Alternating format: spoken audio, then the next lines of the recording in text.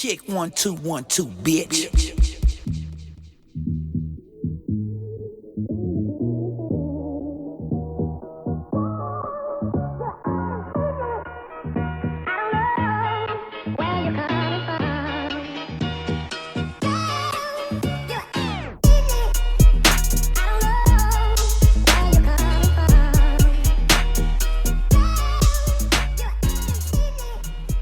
What up, everyone? This is your boy Busby. And over here is JC No Honeyheads. And then there's Martine. And this is episode 96. Man, this is starting to get old, bruh. You're like the Meg. And that's what happens. We gave you, the first two times we gave you the opportunity to talk. You didn't want it, so you gotta earn that. Whatever. This is episode 96 of the iLLogical Sense podcast. 96. I did it myself. I think I threw up in my mouth. Pause. Yeah, again, the soundboard's kept away from me. As always. It should be, niggas. Oh, man. How's y'all weekend? Sports. Heavy sports, man. You actually watched the World Cup? Watched the first half. So, my brother and sister were home, and my brother's girlfriend went to church. I was doing laundry, and I was getting ready to drive, but I had some time, and I was like, three of us haven't kicked it all together in a while. So I sat on the couch and we watched the first half. And as soon as I saw France score the second goal, like, well, it's over. Yeah, I was like, well, wait. They got like 100 niggas on this team. Why am I watching this? This is going to be over pretty soon. They got 100 niggas. And then, at halftime I left and I came back, saw the final score was 4-2, France over Croatia. And I was like, yep, called it. Knew that. Okay. But shouts out to them. That was, their second World Cup victory in their existence. In their existence? Yeah, because the World Cup's every 4 years. I know. I never see the. I'm not a soccer fan, but I know the whole ramification of the World Cup. Like, my friend told me, this is like the one time the whole world comes together as a family reunion, except for the U.S. Yeah. They're still playing catch up. I was just gonna say. So man, I'm just glad it's over. Because I'm just like every other American. It's like, but you Mexican, though. Man, I'm American, bro. Wow. I saw every Mexican rocking. Mexican bloodlines, but I'm American. Hey, I saw every Mexican rocking their little, the jerseys and shit like that. I don't do that. I was low key kind of rooting for them. I was like, fuck it. If there's a sport where you run around for 90 minutes and the game ends in a draw 0-0, I ain't with that shit. Not for you. Nah. Yeah, like I said, it was the final, so I just sat back and watched it. It came on hella fucking early, though. It was 8 a.m. Yeah. It ain't that early. Yeah. People are usually up on Sundays. Yeah, I woke up at 9. I didn't even know the game was on until I went on Twitter and everyone was talking about it. Then the game was over. And I was like, oh, so the game's over. Yeah. Oh. But I took away something Dom actually told me when we were watching. One of France's players, I think it's Kylian Mbappe. He's the first teenager to actually score a goal in the World Cup since Pele did it when he was a teenager. What happened to that dude? Is he still playing? Who? The Pele.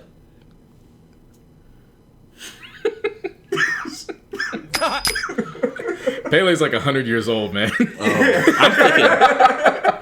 bad. I'm thinking of the other young dude. He's a legend. No, I'm thinking of the other young black kid that was playing. You know what I'm talking about? Oh, the one that went out with... there's a few. There's Neymar. No, but there was one... Remember the one that got hyped up like 10 years ago? Oh, dude? Freddie Adu. Yeah, that's what I meant. Yeah. My bad. See, I don't even like soccer, and I know this shit. Yeah, Freddie Adu. That's the Mexican in you. I was just gonna say that shit. See, I don't know who the fuck that nigga was. Yeah, shouts out to him. He scored 4 goals in this entire World Cup. Wow, he actually did stats and everything. Yeah, like I said, my brother told me that actually stood out to me because I was like, that's a major feat considering that Pele is easily regarded as the Michael Jordan in his sport. So. Oh well, that's nice to know. Yeah. So there was that, and then, of course, it was the Battle of the Bay out here in baseball with the A's and the Giants. Martine's upset. I have no dog in the race. I don't care either. But one of my boys and fellow Bellarmine classmate, Mark Kana, he plays for the A's, and he smacked the shit out of one of the balls and did a bat flip and then went around the bases, and Martine's been salty ever since. Yeah, and before you told me he was your boy, I didn't like him already. And now that you tell me he's your boy, I really don't like him. But yeah, shouts out to, I like to refer to him as Kanja. I was doing an order at the time. I forgot where I was in. But anyways, when I went in there, he smacked it And I was like, "Go Bells!" And then 3 other people across the room yelled it back. So I was like, "Yeah, Bellarmine's around representing." I watched some of the game, and I saw in the last inning when they kind of had the bases loaded, and then the Giants fucked up. Of which game? The Saturday game. Yeah. Wait. Oh, game 2. Basically, I was like, "Oh, the Giants might." Nope. I mean, y'all got World Series, so y'all got some championships. Y'all beat the A's all the damn time, so let them get some shit. Not like y'all, not like the Dodgers beat you guys. What would you rather have happen? Say that shit. What would you rather have happen? The Dodgers beat you, or the A's beat you? That's a good question. You know what? It depends on the time of the season. Wow. No, hear me out. If it's in the beginning of the season, I have no problem with that because Which we part? still gotta, what? Which one? Which team? No, beat the you? Dodgers. Okay. The Dodgers, because we're gonna still see them like That's true. Yeah. throughout the entire season, basically. With the A's, now we're actually playing for a trophy. It's a Battle of the Bay Bridge trophy. Oh, they actually have that shit now? Yeah. They should do that with the now Okay. this series kind of means a little something to the fans. Why don't the Raiders and Diamonds do that? That'd be cool. Because people get shot. Yeah. Stabbed. Yeah. Come on, man. Yeah.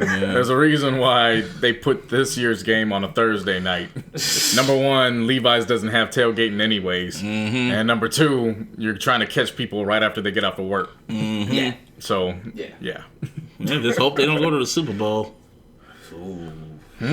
Everybody been saying that for a while, but yeah. No, but I'm just saying, if the Super Bowl was out here that like those few years ago, the Niners and Raiders went to the Super Bowl, it would be Armageddon. Yeah. It would be like feel the it. Purge. Well, I mean, if it happens this year. No, I'm saying, can you imagine how? Oh, yeah, no, it would be magnified times 1,000. That's for I'll sure. stay in the house. Lock up the doors. No matter who wins, we're gonna burn. Yeah. How was your weekend? It was chill. Worked like a slave. Did go to the movies, and we'll get to that in a bit. But I went to the movies too. oh wow, at the same time too. 'Cause we saw the movie at the same time. Oh, you saw it at the 1 o'clock hour? Like I did? Yeah. Okay, nice. But yeah, when we talk about the illogical sense, we always put shit out in the universe, and it came back for you. Yeah. Last week, I specifically said at the 2610 mark of the mid-year Wow, review. you actually Yeah. I was stunned with that because I definitely put that in the universe. Okay. And I had stated if anybody would put together the LMA Booed Up remix that included Plies, I did say Fab, But he and never- T-Pain, Yeah. that I would give him a shout out and we'd find a McDonald's coupon. Well, shout out to DJ Wally motherfucking Sparks, and I know who he is because he did a couple of Crits mixtapes back in the day. Lo and behold, Busby gonna send me a text message just of the tweet that has the Booed Up Wally Sparks edition, which has Plies and T-Pain. And I read it, and all I said was, "I'm that nigga." Wow. That's an explosion. That's a flex bomb right there. Let's do that then. Gotta mark it. There you go. There you go. How's So it shouts sound? out to Wally Sparks, and How's it again, sound? I didn't listen to it. How's it sound? it's cool. It's a 7-minute mix. Shit. Like it's the full LMA, and then it's T-Pain's full part, and then she comes back and does the bridge, and then Plies does his verse, and then it gets wrapped up. Nice. Sounds great. That's good. Sounds really, really good. Hell of a lot better than the official remix. Say that much. That shit never happened. No, I did. Yeah, true. It It did. It did. She put the smiley face emoji on the tweet to confirm it happened. Maybe she's just happy. You know what that meant. If it was the upside down smiley face, then that means she's crazy. Or it could just being, yeah, I didn't want that shit either, but Labels, politics. I got a check, so whatever. Fuck it. Right. Anyway, like we said earlier, me and JC, we separately went to the movies. I don't know, we didn't plan it. It just happened, and I had a choice: either go see Sorry to Bother You or give The Rock more money with Skyscraper. I decided to give how do you say his name? The actor that played in it. I can't pronounce his name. Oh, shit. I have his name. Lakeith Stanfield. Stanfield. Yeah, I decided to give him some money. So, and I heard a lot of good shit about this movie. So I went to see. And shouts out to Boots Riley. I was gonna say that.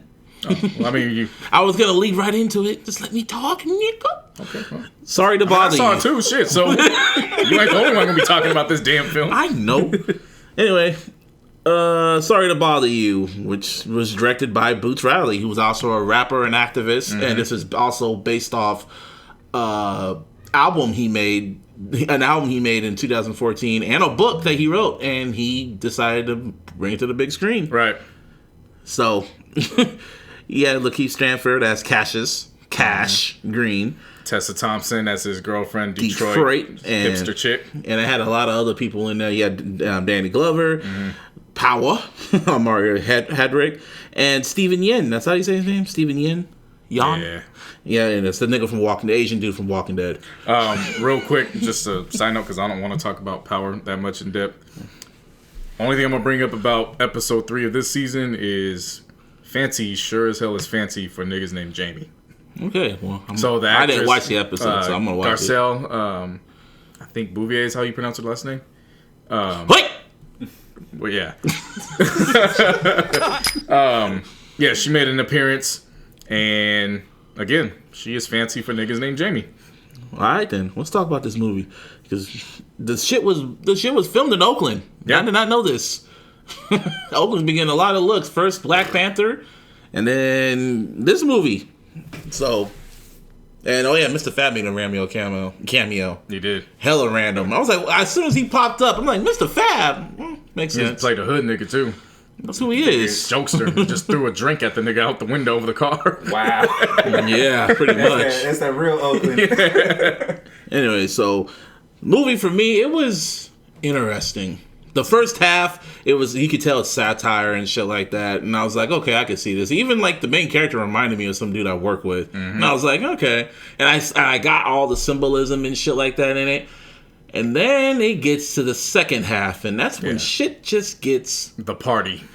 Yeah, the party. Nigga shit, nigga shit, nigga shit. Nigga shit, nigga shit, nigga shit. Then I text you when that part came on. I text you right when that part came on. I was hoping it was right at that part, so that's why I texted to you, and I was like, I hope it's... Are you going to be going out to the bars, overlooking to make sure nobody who isn't supposed to say it says that shit too? Oh, that's why you think the Chris Brown record came on. I love that little Dickie record just for that. But the movie itself, it's very satire, and it's just, damn, it's hard to explain. It's kind of just like you can't explain it because you're not prepared going into this film of what happens in the second half. The trailer doesn't really give anything away in the second half. Yeah, and the wild thing about it is I'm watching it take place, and I'm like very confused because I was one of them. I think like 5 people total since we saw it at the 1 o'clock hour. Yeah. So I have the whole front row, my section to myself. So I'm like maneuvering, like, the fuck just happened? But the whole time I'm watching it, I'm still kind of like... Is this during the second half? Yeah. Oh. The whole time I'm still watching, I'm kind of like, I can still see that happening. I bet that's what they're doing right now. Yeah, that makes sense. But it's one of them things where it's supernatural, but at the same time, it's like, I can see that happening for sure. And it was kind of a metaphor in a way. Yeah. It was one big ass metaphor, especially the ending. I saw it as a metaphor. Right. But it was, the second half, it just got It was wild, but it's still, everything flowed still. Yeah, everything flowed.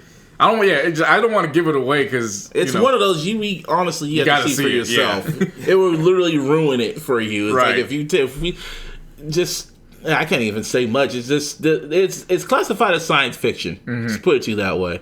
See, I heard that. I haven't seen the movie, but I heard that it was classified as science fiction. I'm like, how? You just gotta watch. Yeah. It's one of those we don't even want to spoil it. That's cool. Not even on here. No horns or nothing. Nah. It's just that's pretty much just the gist of leading you in to the second half. But I liked it. Cool. I liked it. It's gonna probably be like a cult. Yeah. Someone did like a great ass analogy for it. It's kind of like a very edgier drugged up version of Bamboozled. Yeah. Directed by a young, coked up Spike Lee. That's the best way to describe it. I'm like, yeah, that's what it is. I like the part where him and his boy, when he first gets promoted up. And they were giving each other compliments. Yeah, they're having the compliment roasting each other. I hope you have a great week. I hope your month is phenomenal. Yeah, nigga, I hope it is too. I hope your lifetime is spectacular. Or that part when old boy from Walking Dead. Okay, we give little spoilers. Okay. You gotta get like a little light horn. Not like a like a little light, like one horn. It doesn't work like that. I know, it'd be funny. You gotta get a sound effect with one little light horn. It doesn't work like that. Like the trumpet. Anyway, yeah, when old boy cheated, when him and Detroit broke up, and old boy from Walking Dead, they messed around, and that was my only complaint about that. Is like they never revisited that topic. They didn't revisit a lot of topips. And then in the end, when they got back together, you see old boy have that little smirk on his face. He walks away. I was like, ooh. It was that smirk. I was like, that's the type of smirk I'd have. He had this smirk on his face and walked away, and they never revisited it. He never came back. He was gone after that. Yeah, it was the end of the movie at that point. Towards it. There was still some minutes left. 10 minutes, yeah. And when the credits roll, don't leave. Yeah. Literally, don't leave. Nah. Yeah. Yeah, it was crazy. I did not. When I saw the Asian dude, I was thinking, you look familiar. You look familiar. And I was thinking, ding, Walking Dead. Duh. And Terry Crews, his role wasn't as prominent as I thought it was going to be. Yeah. But he did good for what he was there for. You know what's his name? There was hella other cameos in the movie you didn't know about. Rosario Dawson was the chick in the elevator, the voice in the elevator. I'm sure. Forrest Whitaker. Was it Forrest Whitaker or was it? Yeah, it was Forrest Whitaker. He was the one that did a voiceover in like one of the commercial all scenes. the voiceover stuff. Yeah. Oh, gotcha. And what's his name? It's voiceover heavy. That's white, also something to pay attention to. Hella voiceover. There's hella Easter eggs at the whole shit. Randomly. I might go see it again. I don't know. I don't know. It was just... Yeah. Like I said, the second half is when it just... that's when it takes you to a place you are not expecting at all. Yeah, when it happened, I was like, okay, fuck it. Basically. So, yeah, shout out to this. It's getting a lot of rave reviews from critics, mixed reviews from people that actually watch it. And if we talk about his Atlanta, like his co-star. Well, before that, there was also a trailer Blind Spotting. And that's actually another film that predominantly takes place in Oakland. And that co-stars Daveed Diggs. A lot of people remember him from Hamilton. And then I know you're talking about it. Yeah, and then Rafael Casal, because both of them are actually Oakland natives. So they're not only starring, but they co-wrote the screenplay. What's going on this year, man? First it was Black Panther. Renaissance, man. First it was Black Panther. It's an Oakland Renaissance. And we got Black Panther. We talk about it's not Black Panther. It's Dust Panther for now until he comes back. And then we got this movie, which I was kind of shocked it was in Oakland. I was like, oh shit! And now this movie coming out next year. So I'm like, yeah, I was already intrigued with it just on how it looked, and then the team slowed down. Yeah, started playing as the predominant track in the trailer, and I was like, I'm sold. Like, and I think, and then in the trailer, I'm sorry to cut you off. Wasn't he wearing like an Oakland USA crew neck? I think he was. Oakland USA crew neck. His daughter had a Marshawn Lynch Raiders jersey. Like it's heavily based. Yeah, Oakland. It's Oakland. Yeah, that's what's up. Being someone else got love for. Oh, you still talk about the movie? Yeah. Okay. Well, I was gonna say because its select viewing is out this upcoming Friday. And when's the movie go out? Well, and then I think overall it's either next week or the end of the month or something like that. Okay. That's a good movie. Check out the trailer for that. Yeah, so Blind Spotting. Definitely keep an eye out for that. And also another guy I got love for Oakland is Mr. Donald Glover. Yeah. You know, if y'all listen to Because of the Internet. In Oakland. Lloyd needs to release the full version of that record. Lloyd's actually dropping some more music. I just didn't pay attention because the first track he dropped, his cover photo, is him butt-ass naked and he's got the guitar standing on the ground and it's covering himself. And I was like, yeah, I could wait for that. That's why I can't really listen to Ready like that just for that album cover. With Trey songs. Yeah, they got a whole bunch of alternative ones. Yeah, I remember when I first had it. I was like, oh, and I was just looking, I was like, okay, this is, no. I mean, in his defense, it's not like Lloyd. It's just him from the upper half. Like, I could deal with that because I have one of Michael Jordan's first books, and he was shirtless in his. And we got Pac. Yeah. Pac was covered up, kind of. Yeah, but Lloyd was just, that's a whole other demographic, man. Pause. So, Donald Glover, I don't know where we went with that one, but yeah, he decided to randomly drop. I don't even call it an EP. It was summer pack. It was what, 2-pack? It's 2 singles. Yeah, 2 singles. That's all it really is. And Summertime Magic and Feels Like Summer. Yeah. And both of them are real. They're both going on the playlist. Oh, yeah. Yeah, but Summertime Magic. Which one was your favorite? Summertime Magic or Summertime Magic was cool. Feels Like Summer. Larissa and I had a nice little groove session that feels like summer. So, just off the strength of that, Feels Like Summer. Yeah, that was the second one, right? Mm-hmm. Yeah, that one was smooth. But I mean, both of them are fire, dog. Like, yeah, and they said that Summertime Magic is the first single for his album. So. Rightfully so. So yeah, Donald Glover. That was Gambino. We talk about Gambino, not Glover, because Glover. Well, at this point, if that's going to be the first single, that leads me to believe he's probably dropping at the end of next month. Who knows? Because if you're gonna have a single that has summertime in it, plus he starts touring at the end of September. That's true. So, next month. Yeah, probably the same day as Nicki.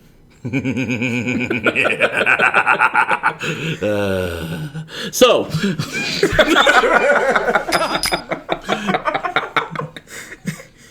Okay. Wishing, hoping, and praying.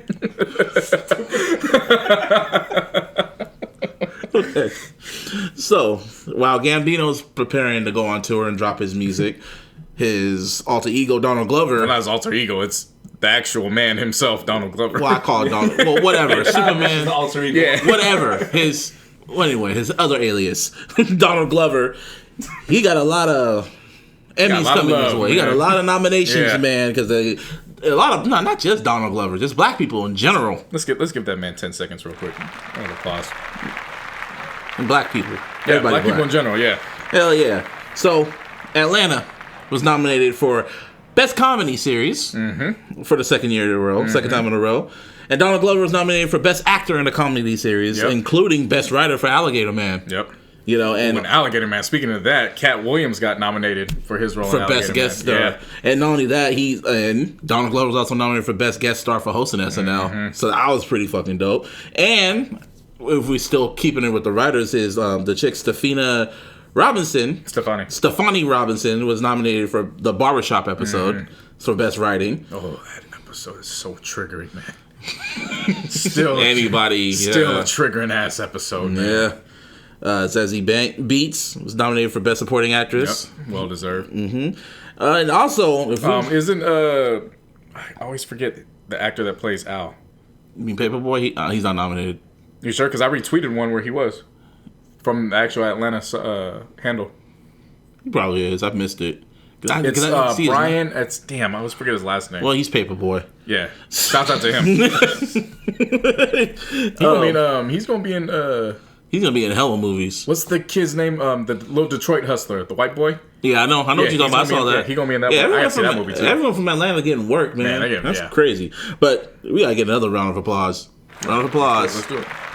For Kenan Thompson. Yes, it's about damn time. Wow. Kenan Thompson is about damn time. Got nominated for Best Supporting Actor on SNL. This is his first Emmy nomination ever. Yeah, I'm actually giving the full round of applause at my actual hands. Like best about one damn time. After everything he has done for kids, Kenan and Kel, all that. Yeah, he's the longest running actor on SNL right now. Mm-hmm. Yeah, he's the longest. He's like the longest tenure. He's the only one from all that's really progressed in that realm. And then, like you say, he's the longest tenured resident of Saturday Night Live. Mm-hmm. It's long overdue. Long overdue. He has a long body of.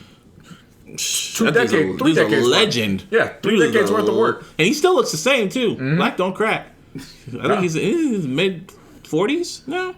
They gotta be. He has to be. I mean, Kel looks the same, too. Yeah. Shit. But yeah, shout out to Kenan Thompson. We're all rooting for you. Yeah, definitely. And other little nominations, John Legend got nominated for Best Actor in the Limited Series for Jesus Christ Superstar. Well deserved. Did you watch it? No. But well deserved. Hey, it's a black man. Well deserved. Not everyone. Well deserved, man.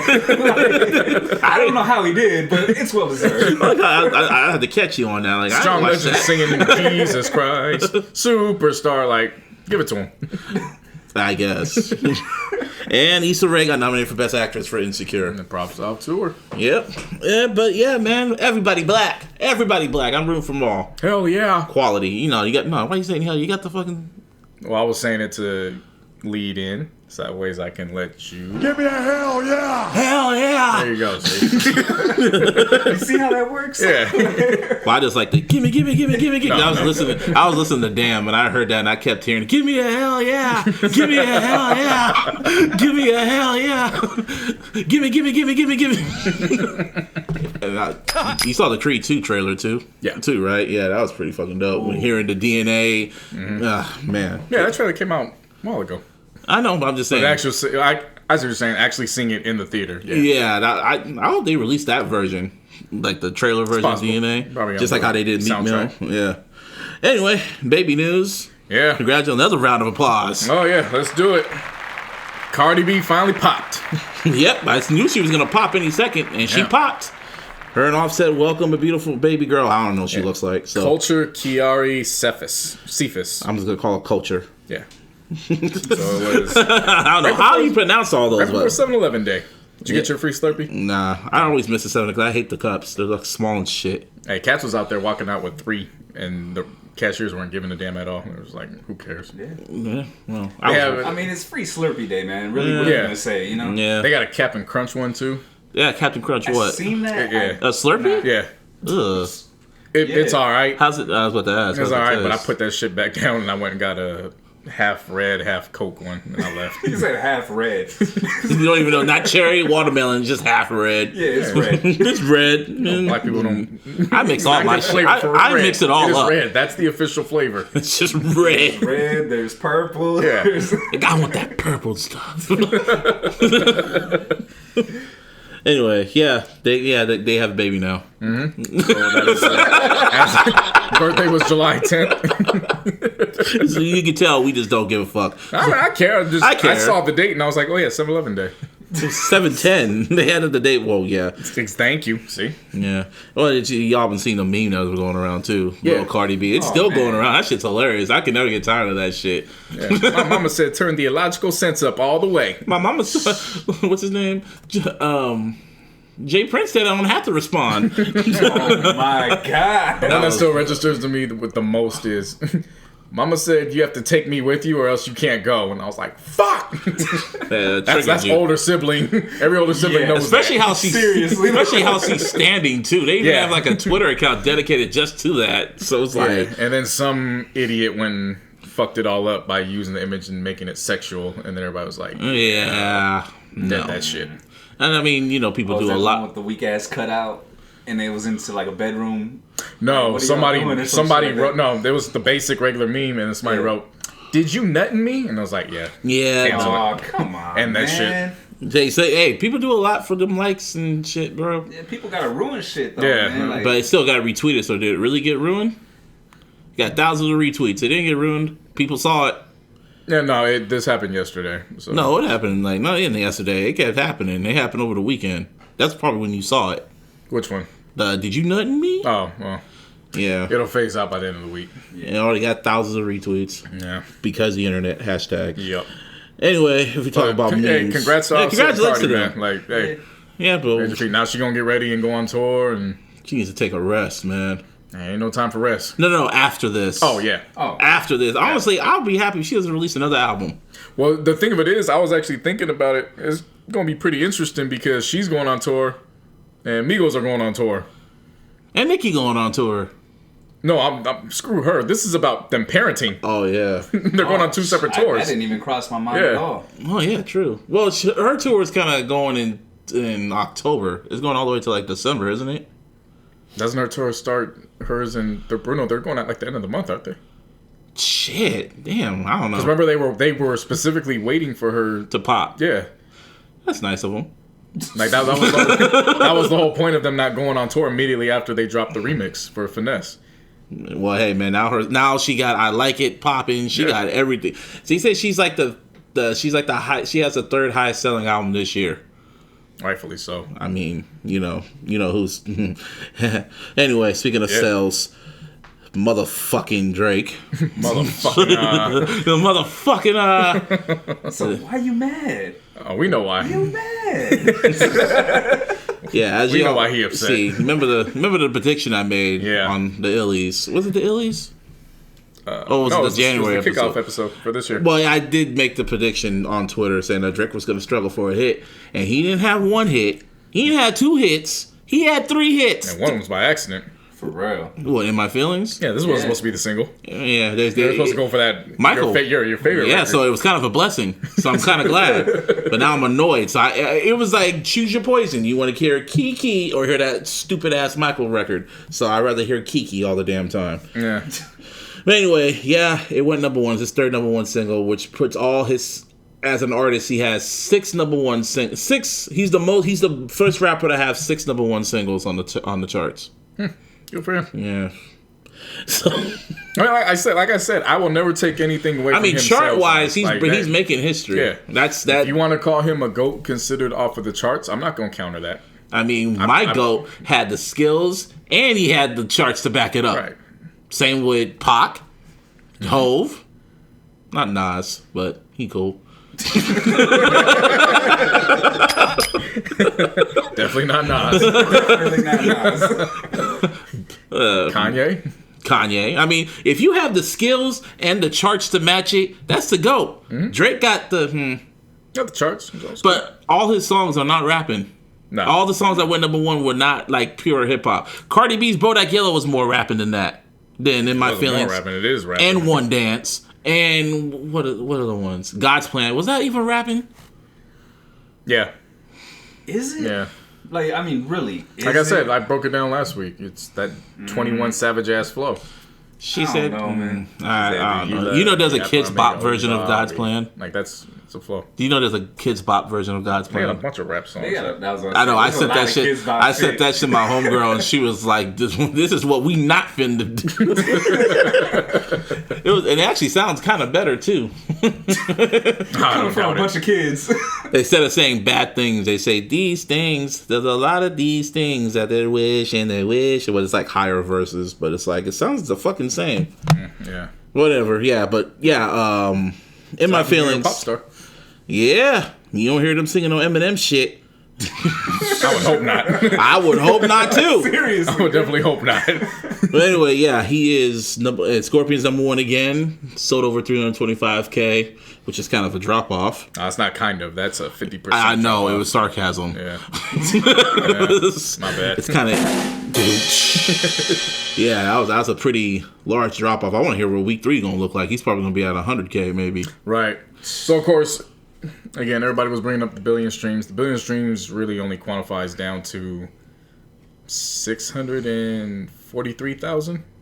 For what? Actual sales, because actual sales was 100. No, but I'm saying you have to go through an album one time, and you have to do it 1,500 times for that to count as one sale. Wow. So a billion streams just means that people listen to it continuously when it dropped. Yeah, it's like, and that's not even. That was me just assuming the whole album got streamed that many times. And it did. That's why all the tracks were like on the top 25 and shit. Right. So pure sales, it was with that combined, it was what 750,000 or something like that. Over 750. So then now to drop down to 325,000, that's anything over a 20% drop. Really, that means. And when it comes to his quality singles, isn't helping. And when it comes to the singles, like you remember how he took up the whole top 10. Yeah. Now it's just the singles on the top 10. No, for sure. Yeah. That's.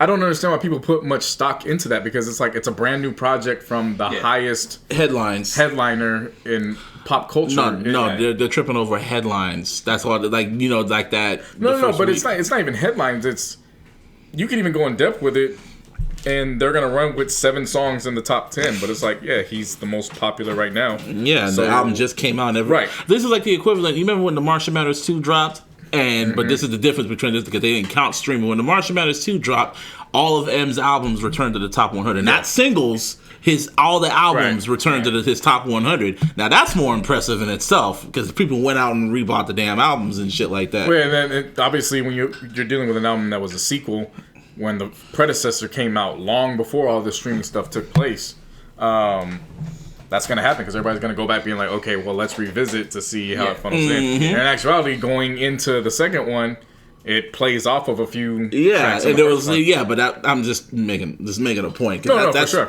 That was more impressive to me. But this one, it's like, it's interesting to me just seeing all that. And I'm still curious about the drop off, but back to this damn record. So, everyone was wondering who Kiki was. Everyone was wondering. There was like reports coming out. It was the chick from 106 in Park or something.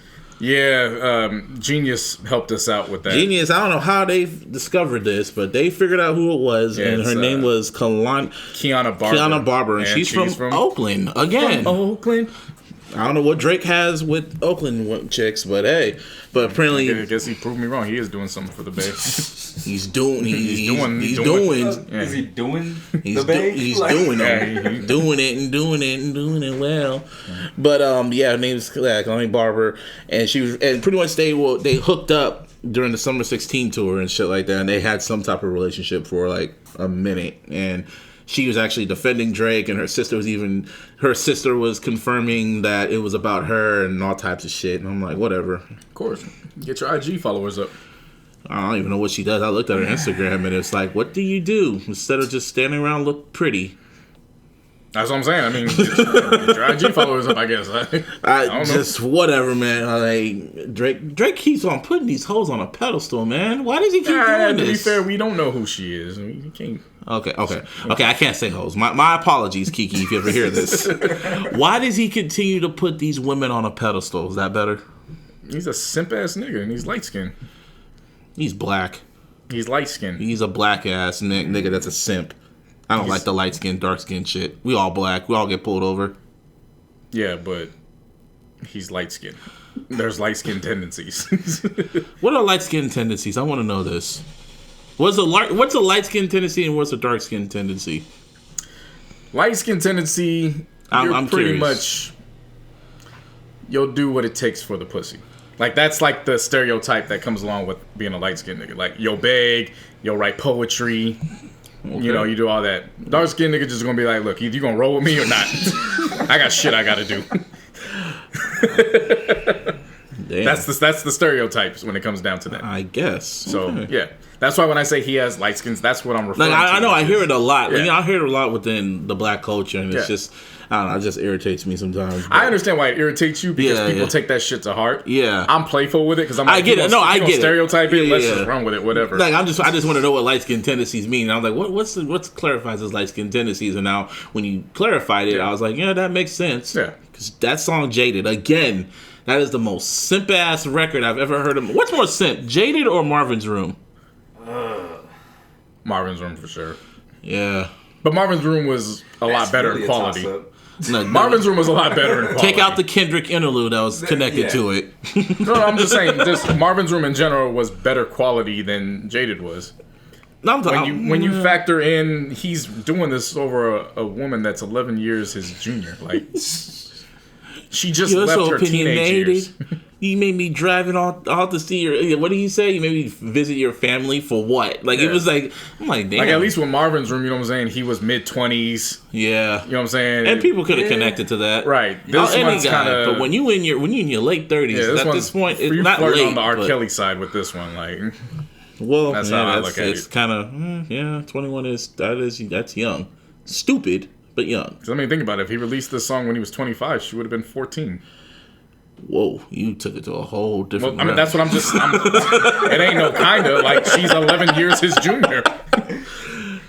Yeah, scumbag too. Talking about I got an 11 tattoo for you, but I have it. Oh yeah, my son's born on the 11th. Here you go, son. Yeah, that was weird. That was weird. Why did? I don't even think. Why'd you make that public? You think he smashed? Y'all really make me hate this dude even more. I don't even think he smashed. I don't even think he smashed. Like I said, I don't fuck with him as a person right now. So I know you don't. I could just. But I can differentiate and talk about the art. So yeah, that's where I'm coming from right now. His art's just all over the place now, man. He's obsessed about the charts. But the Shiggy challenge. Yeah, shout out to Shiggy. No. Like I like Shiggy, but just everyone the challenge doing stuff I don't care about. But shout out to a young black man doing something that gets notoriety and it ain't robbing, stealing, killing, destroying, and all that. You know what I'm saying? He just did the dance. Niggas were saying that he should get a check from Drake for that. I'm like, why? He really should. Get a plaque. I mean, something. Yeah. Like, he really does deserve something. Cut him a check for the hell of it. Yeah, why not? And send him a plaque. Some a plaque. Bring him out on stage when you go to New York. You know what I'm saying? Give him. Where does he live? He lives in New York. Mm-hmm. New York nigga. Well, makes sense. Yeah. He has hella shows out in New York for the whole tour, so he might as well bring his ass out. Yeah, for sure. Why not? I mean, at this point, it's not mad. I'm not saying like, oh, you need to do it or else. But I mean, a lot of these people on Twitter are saying that shit. I mean, yeah, show a little gratitude. Yeah. I helped you get a number one off of accident. It was gonna go number one regardless. I mean, it might have based on like that sound that it had, like that New Orleans bounce, right? Yeah. But I don't think it was gonna be number one. Yeah, that's what I'm saying. Like, I don't know. Yeah, without the shit. Yeah, when I started seeing this shit, I'm like, okay, this is becoming too. Let me rephrase that. I don't think it would have been number one this week without the Shiggy Challenge. I think it eventually would have been once it would have got high on the charts. I think it eventually would have. Because they were really hoping for that Michael record to pop. Right. And it was at number 8. If they would have kept pushing that, it probably would have happened. But I thank God, hey man, shit happens for a reason. So Shamon. Yeah. But everybody and their mama, except the illogical sense, was doing the Shiggy Challenge. Yeah, no, everyone who wants to be a follower decided to do that shit. That was annoying to me. One of the funny ones I saw was Freddie Gibbs do it out in LA. And then Freddie Gibbs actually had he did his interview with Bomani Jones on The Right Time, his podcast. Mm-hmm. I had no idea that his fiance or his wife and the mother of his child is Eric Dickerson's daughter. Wow. Yeah, Eric Dickerson's either his father-in-law or soon-to-be father-in-law. Wow. Yeah. That's kind of tight. Yeah, no, it is. He was explaining the relationship with him, and he goes, he's laid back, real cool guy. Another one I like was the Daniela chick, the chick that's on Def Jam. The light skin, I didn't know she was on Def. That was a good look for her. I think she had the best one. You know who I didn't know was on Def Jam until last week? Who? You remember K. Roosevelt? When Hit Boy had audio push? Yeah, I know Clay, yeah. K. Roosevelt's on Def Jam. He's dropping an album at the end of this month. Wow. Yeah. That's random. Yeah. Where was he on before? Interscope, when Hits Since 87 was on it. Remember they had that whole deal? Mm-hmm. Yeah, when he pretty much ended it all, they all went their different ways. Audio Push stayed independent, and then apparently K. Roosevelt popped up on Def Jam. Wow, that's random. I know. Hella random. Well, you gotta get his money somehow. Yeah. And he's with Paul Rosenberg, so we'll see. Yeah, so while they were doing it, it was all cool, but there was one person in particular who... that killed it. Shut that shit down. I'm so glad I got shut down. And that was none other than... the Fresh Prince himself. Hell yeah. Will Smith. Yeah. Decided to climb a damn bridge and do that shit. Yeah. That shit was tight. That was stunning. That was He goes, I don't even think this is legal. Yeah. See, Will Smith, he's the king of Instagram. I'm so glad. He's been on killing social media, man, in general. The thing was, he could have did this years ago, but he stayed on social media. He was only on Facebook for a minute, and then he just said, I'm going to use this. And now he's on YouTube. He's on this, doing self-help videos, all types of shit. Yeah. I was glad because obviously last week was the mid-year review. It wasn't an official episode, so there was stuff that we're going to touch on later on. I didn't want to touch on last week just because I wanted to expand on it. But with his Rap Radar interview with Elliott Wilson and B-Dot, I liked how he described his transitioning into social media. He said he actually, after Suicide Squad dropped, he kicked back in the cuts for literally until the social media stuff started popping up because he was like, I need to figure out how to catch up with this generation, rebrand myself, make myself more approachable. And he was saying, because, back when I was around, it was like, okay, Independence Day weekend, that's Big Willie weekend. Catch me when you catch me. And if not, oh well. He's like, now it's a different era where you have to be sociable, and you have to play the friendly role, and that's where people gravitate towards you. So he's like, I was at the drawing board trying to just figure it out, and after a while, I was just like, just be myself. And that's what he's been doing, and he's been killing it. Yeah, they said they dropped that interview on the 4th, on Independence Day. I was like, I know what you guys did. Right. For those that got Tidal, get that Tidal. It's on Tidal. It's on YouTube now. Oh, they finally put it up on YouTube. Because Elliott Wilson put yesterday, he was like, he was making a joke about it. He put a meme up of somebody when they're like, this shit still ain't on YouTube yet. But that's actually cool. Okay, so you don't need Tidal. You go to YouTube. Yeah, so it's finally up there. They kept that shit on the wraps for like 2-3 weeks. Yeah. That's usually how long it takes before it transitions over to YouTube. But there were a few things I liked that were discussed on that. Number one, he was talking about authenticity. Really, really good topic in just basically, again, the last era was you got to kind of have this mystique about you. Now it's kind of you have to be out there, but there's a lot of people out there who aren't themselves. They're trying to portray a role. So it's just trying to... That, so there's even some others that I know there's a lot more. Right. Like that one pops in my mind. Right, for sure.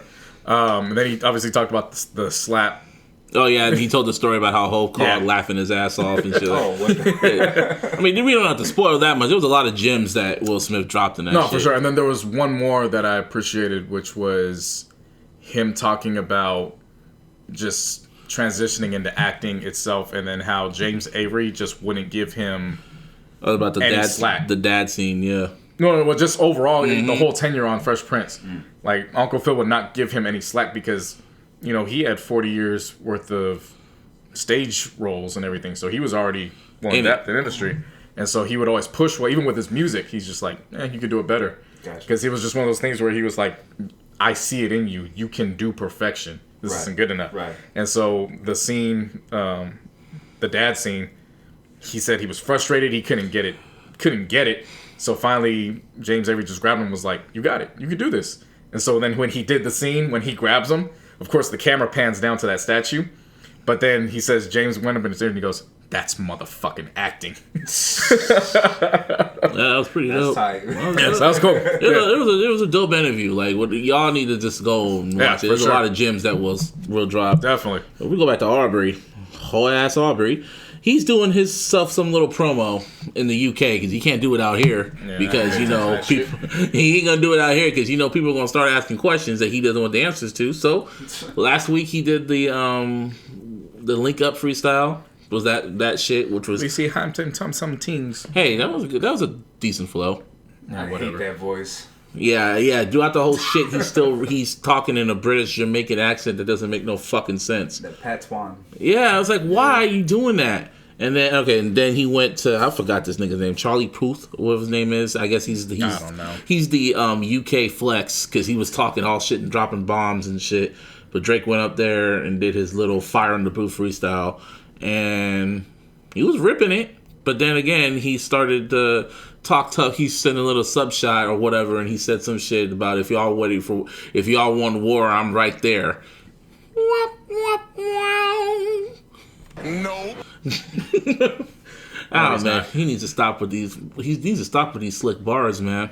He's not there. He needs to stop. I said it before. He needs to stop with this shit. It's kind of like he's like the equivalent of the popular dude that got his ass whooped for being too tough, for acting like he was tough, and he comes back to school with a black eye and he's pretending it's not there. Yeah, and all the cute girls and all his followers are like, it's okay, you know, everybody gets beat up. And he just talks shit, but he does it. But he does it under his breath. Yeah. He does it under his breath. Yeah. That's what he does. See, I was gonna check it out, but then going off of what happened last week with his freestyle, I was just browsing the timelines, kind of just getting a feel for what was on. And as soon as I saw that line, I was like, I'm not checking this out. I mean, it's really nothing to see. I mean, if you like flows, I mean, he's rapping, but then again, it's like shit that keeps coming in my head. First, it's like, did you write that? Yep. Nope. No. I mean, and then it's like, did you write that? Nope. And then all of a sudden, I just hear something else. It's just a really disgusting sound. It's just like, yeah. And some people are still running with that narrative that Kanye set him up. Look, man, you can run with that narrative all you want. Kanye would have never known about it if Drake wasn't in that situation to give him that information. So, on to the next one. Yeah, pretty much. And well, this is another interesting topic that I kind of stumbled across, and I kind of just wanted people to just laugh at. I stumbled across this article that came out around the same time period. It was like the same day that Drake dropped the album for Scorpion, and it was from AT&T. And what it was is that they decided to stack up from just Spotify, right, pretty much every state's favorite artist. I put rapper, but it was artists in all 50 states. And I was looking at it, and the list is like right here. We have the list right in front of us. And I was looking at it, and I noticed one person was missing. Drake. Oh. Would have never guessed. Yeah, and it's just funny. It's just funny looking at it. Like, you know, in Alaska, G-Eazy's the most streamed one. But in California... Huncho Jack, to me, is... Man, Huncho Jack. Where are they at? Connecticut. That's random. Out in California, you think our favorite rapper would be like Pac, Mac Dre, Kendrick... Nope. ASAP Ferg. I was like, what kind of shit is that? Hey man, Plain Jane goes off in the club. So that's kind of believable, kind of. But a lot of these numbers are just interesting. North Carolina and Nevada, Kendrick Lamar's popular out there. Demi Lovato's hella popping in Virginia. Wisconsin is Justin Timberlake, and New York 6ix9ine. Of course, go figure. Wyoming is Triple X. Yeah. Maybe Kanye was blasting a lot of them. Who else? I thought it was funny that Rhode Island, it's Nav. North Dakota is Haley Stanford. Yeah. She's a cutie. I was actually surprised to see that in Vermont. Kyle actually took that one. I was actually felt kind of proud. Like, go ahead, young man, do your thing. Mm-hmm. Texas, ASAP Ferg again. Louisiana, Demi Lovato. It's funny. Everyone on Twitter is like, "Who the fuck is Demi Lovato?" I'm like, "Are y'all being sarcastic?" Yeah. And there was only black folks saying this shit too, which was kind of funny to me. I was like, "Are you guys?" If you really seen that ass, you would know who Demi Lovato is. Shit. Sometimes the ignorance of some people is just really alarming to me. But whatever. But then it got me thinking. Yeah, I'm not saying these were true because I saw how they calculated and all that. And it got me thinking. What if Drake's not on this shit? Because it's interesting. You think OVO's rigging the numbers? Just hypothetically speaking. Nah, I don't think they are. You don't think they are? They don't need to.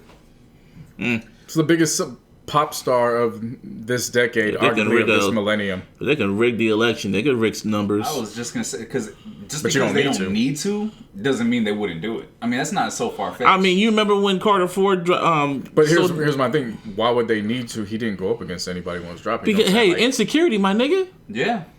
I mean, you remember when Carter Ford dropped and Birdman was guaranteeing that Wayne was going to sell over $1 million, and all of a sudden Birdman's one of the most shadiest niggas in the But I'm just saying, when that happened, everybody was like, "Hell no, that he didn't sell that." Everyone knows he rigged the system for that. But see, for me, I don't buy it only because one, we knew he was going to sell.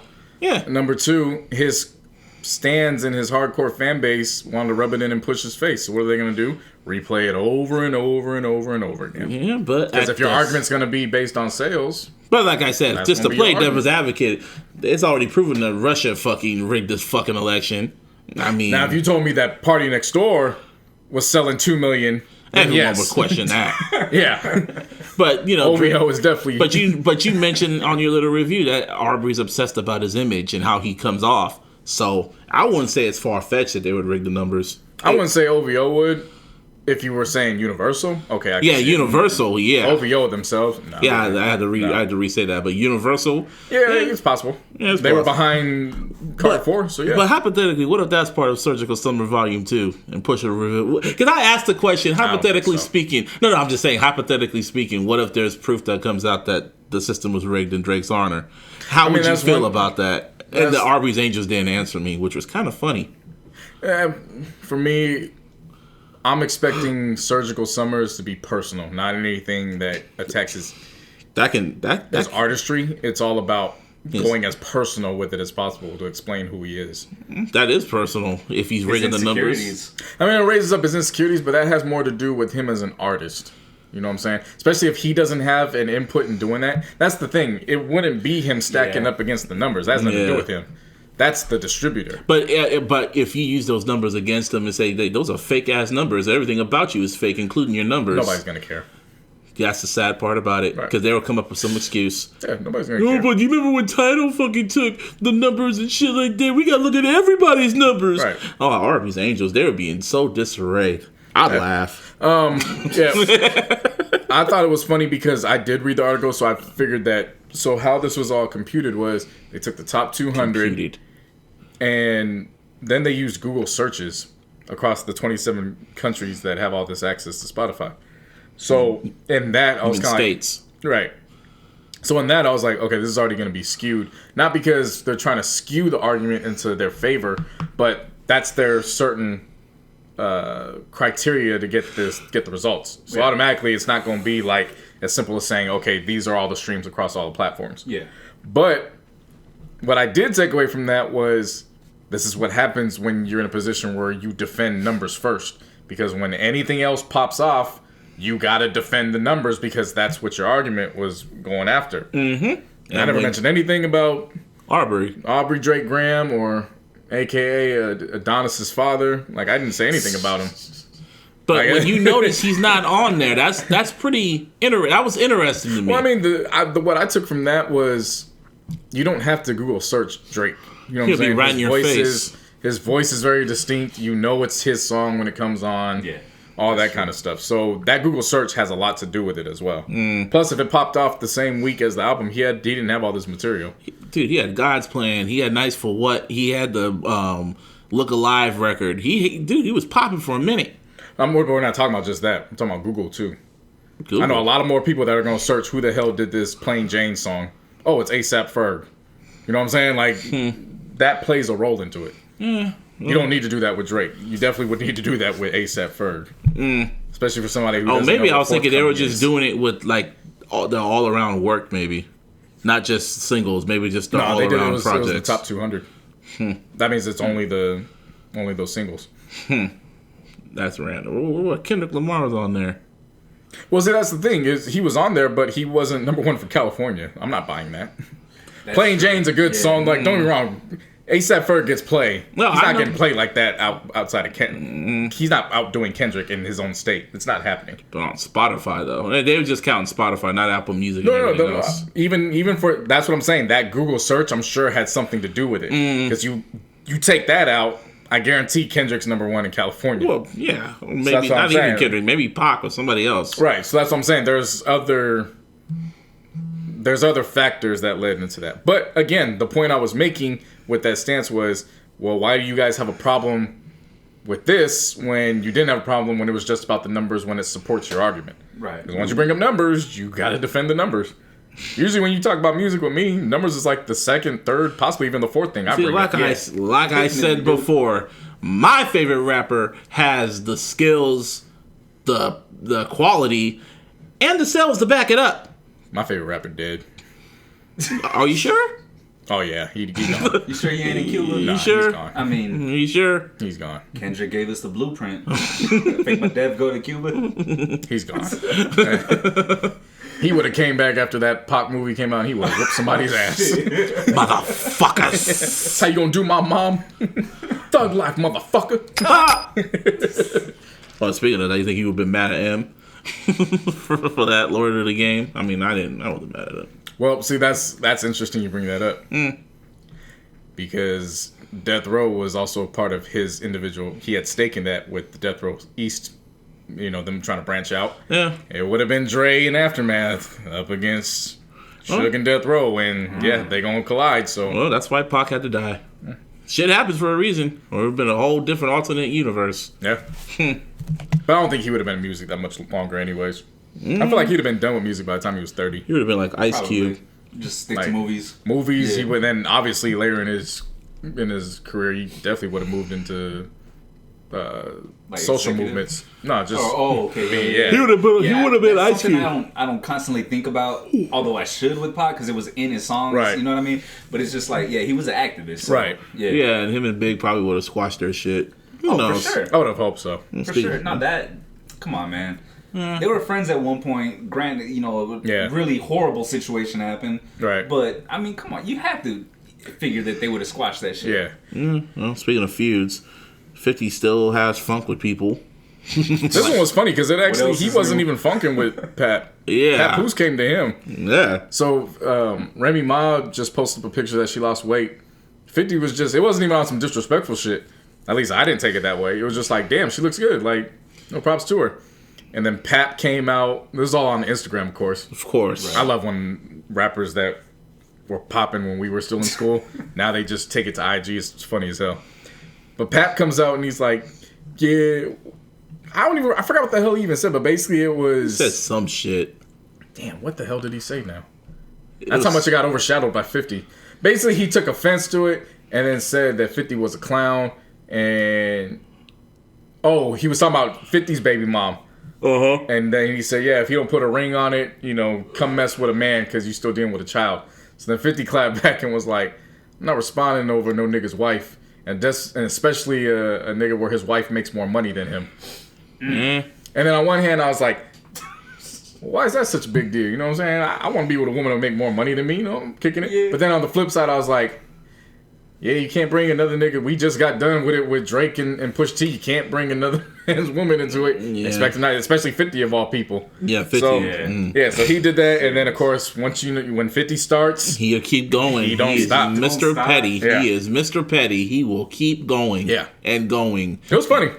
You know, it was funny for what they squashed it like 24 hours later. Exactly. They're probably laughing. Yeah, that was funny. And Brandy and not Brandy, Monica, Kevin Hart and Mike Epps. This has been going on. Before that, one of his old foes. You've been skipping over this a while because I've been putting this on the notes week after week after week just to see if you will touch on it. Nope. You still don't. But we're finally going to get over it because people keep bothering me about it. Ja Rule and Ashanti going to be dropping a collab album. So Kevin I Hart didn't ask for it, but no one asked for that shit. I predict it'll be like Fat Joe and Remy Ma. They'll have one or two singles that really pop off, and then after that, it disappears. You know what's crazy though is Ja Rule's music is actually aged. It's It's aged quite well. Yeah. Pretty well. All he had to do was not mention M's name. He should have just ignored 50 and pulled a It Drake and ages just well been subliminal. it ages well up into Blood in My Eye. Yeah. At that point, that's when it goes downhill. Yep. All he had to do was just not say anything. Hey, Body still knocks. No, but all he had to do, he should not have mentioned 50. He should have pulled a fucking Drake and kept it subliminal. No, when I mean like before Pusher, before Added On happened. He should have just kept it subliminal and made like one track being specifically subliminal to 50 and just kept dropping hits. I wouldn't even say it was that. It was just once he made that diss declaring war against everybody. That's when he fucked up. That's when it was. That's when it was over for him. Yeah. Yeah. All he had to do was just keep dropping records. That's all he had to do. Right. But I brought that up to say maybe this album won't be so bad. no, You know what I mean? Like, they're gonna have a couple hits and they're gonna go from there. nah, that window. We said the same thing about Fat Joe and Remy Ma. Yeah, They produced 2 big hits. yeah. One of them I included didn't. Dolla Sign. I didn't say that for them. Money Showers. I didn't write them off on that one. I didn't write them off on what Fat Joe and Remy Ma. I didn't write them off. I was like, let's see where it goes. And then All the Way Up happened, and then Sheether happened, and then that record you just mentioned. They have some hits on that album. So yeah, I'm still waiting for her album. I know Remy Ma's just been waiting. But she's been like not waiting, kind of slacking a little bit. Losing weight. That too, and isn't she pregnant? I don't know how you be pregnant and lose weight. No, but I remember there was a rumor that came out that she was pregnant now, or some shit like that. I don't know. Whatever. So I was waiting out. Wait, it's possible. Hey, I was skipping over that shit on purpose because it was just like, fuck gives a fuck about them niggas now. This is 2018. They're still performing together and shit too. Yeah. Yeah. Yeah, I mean, hey, people Hopefully have he that ain't- nostalgia, Phil. Hopefully he ain't serving gourmet sandwiches at his shows. Hey, they should go on tour with the Backstreet God. Boys, man. There's hella money in that. Yeah, they're money in a lot of stuff. Trust me, Backstreet Boys be still touring. They still be making money. New Kids on the Block, all them fucking boy bands. That's what you should go on tour with. Anyway, Kevin Hart and Mike Epps still feuding on Instagram too. Yeah. Mike Epps is just a hater. That's how it just comes down to. Nah, to me, Kevin Hart is, He's sensitive, man. very sensitive. He's real Mike sensitive. Epps been talking shit. He's been talking hella shit about Kevin Hart. comedians. No. He's been touching on him. He's not touching on him. Pause. Whoa. Oh, man. Golly. Oh, good Lord. No, touching on him. Yeah, that's why he's sensitive. Nah, he's been dissing him for like the past few. He's saying little slick shit about how he came up and saying he's not that funny and all types of shit. And it's like, man, you coming off as a real hater. And not just Mike Epps. A few other like comedians, young comedians, like old comedians were coming out talking shit about Kevin Hart. Well, I to mean, an extent, I don't find him funny. dude, sell him. I mean, I'm Bro, using numbers, but it's just like, hey, he's the only one that's popping. He's the Drake of comedy. So. Yeah.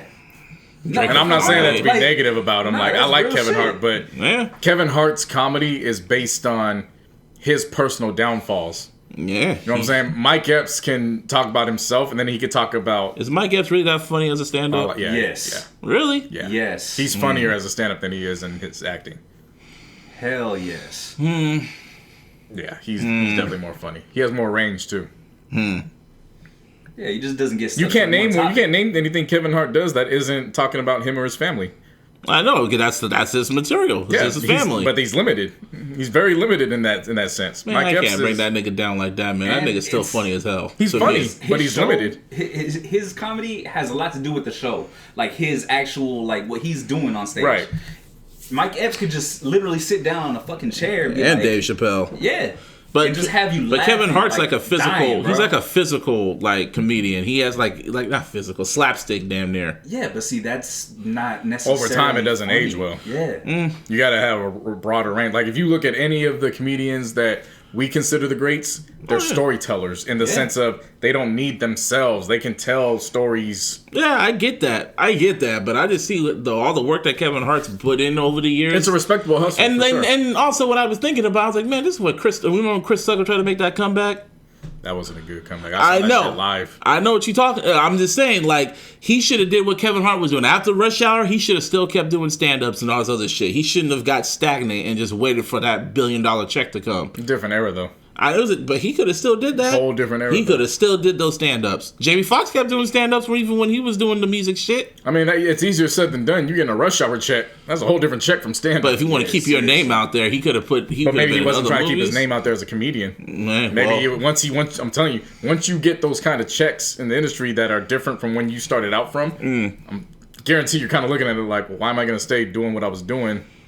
Yeah, if the check don't look that way. I get it. I just look at it as just hate. That's all I look at. It's like, y'all come off as some hate. And especially when, not just with Kevin Hart, but also when, what's his name?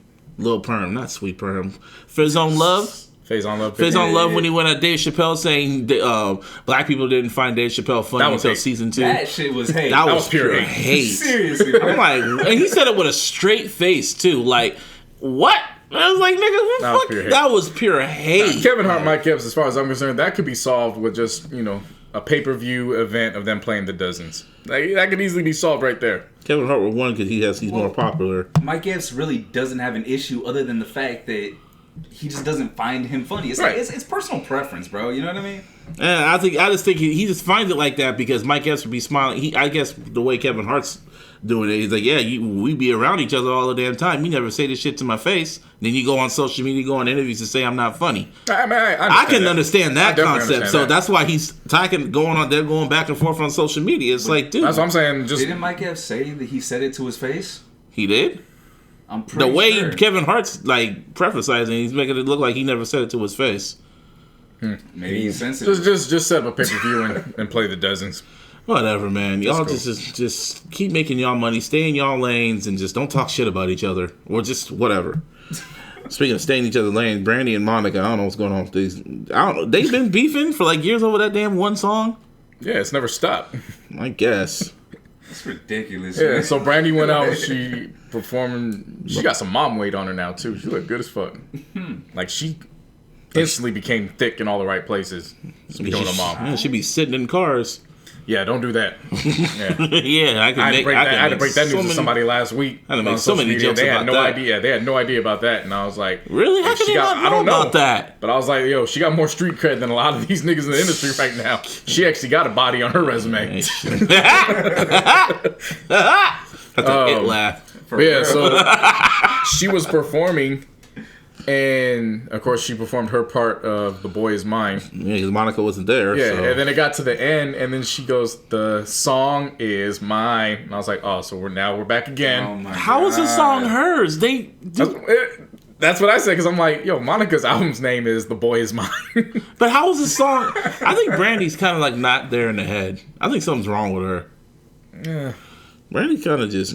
But how's the song? Of course, something's wrong with her. She ran over somebody. She ain't been the same since. Shit. Did she hit him with? I thought she just hit him with the car. Like it was like a head-on collision or some shit in traffic. Hey, whatever. She's driving a weapon that day. Weapon of mass destruction. Yeah, it was bad. Oh, well, that wasn't mass destruction. Only killed one person. That was mass destruction. Man. Yeah, let's get off that topic. Yeah. So, Zelly Banks, man, we ain't talking about music, but she needs therapy. She's just not there in the head. Man, fuck all that. She need to get the fuck out the damn public eye. I'm tired of people always going to, they need help, they need this, they need that. After a while, it's just shut the fuck up and go do what you need to do. I just stopped paying attention. I damn near didn't want to put this on here because when I see shit like this, I just ignore it and I'm just like, she's always doing this shit. And now it's kind of like, you know what? Best thing you can do is just ignore this person. But so here's why I have an issue with she needs help and all that. Mm-hmm. Because just a few months ago, nobody was saying that when she was going after Cardi. I said that. I told you that. Everyone said that. No, there was a lot of people siding with her because they didn't like Courtney. Yeah, I know what you thought. I know what you mean on Twitter. But yeah, now all of a sudden this comes up. Yeah, downfall. I still see that they were siding with her because she was saying some quote unquote real shit. Right. And but then you go on a show where Nick Cannon's the damn creator of this. He had lupus, and they were making fun of that.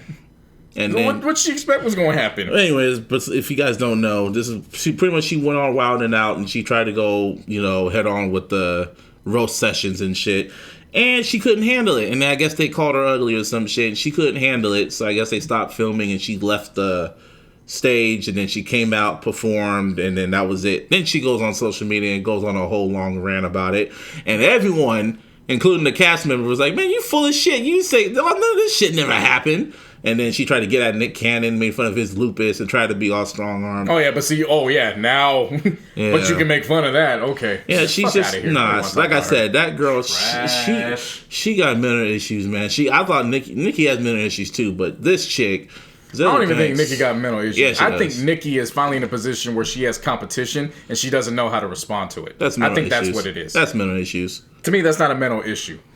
That's an issue where you had this platform and you got comfortable, and now you have some real life competition. Now you just don't know how to act, and that ain't a mental issue. That's like dealing with a kid that was the only child for 4 years and they get a sibling. That ain't got nothing to do with having a mental issue. You just gotta adapt and adjust. You're not the only child anymore. What if they don't want to? Get the fuck over it. The kid's here.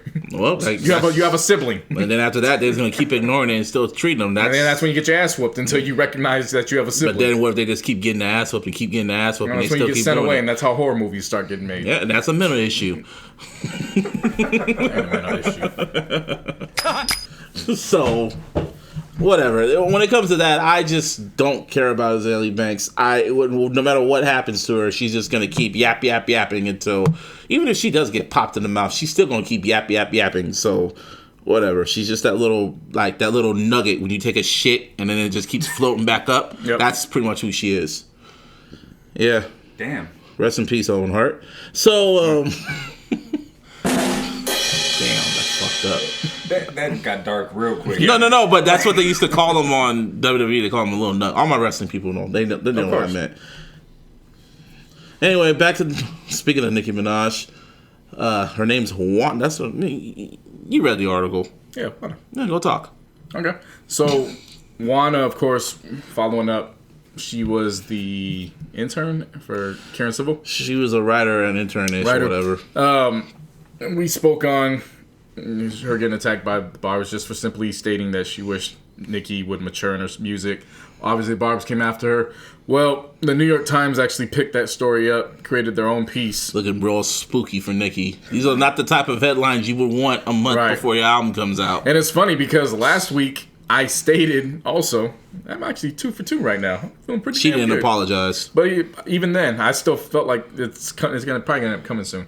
I said she was going to be put in a situation where she was going to have to apologize for something, whether she did it directly or it was a result of her fan base. Knowing how Nicki is, she ain't going to apologize. Right, but the way this story got picked up, not only by the New York Times, but it was also picked up again. I forgot who picked up that story. It was the New York Times came second. Right. The one that you read was, I forgot. Well, I read both of them. Yeah.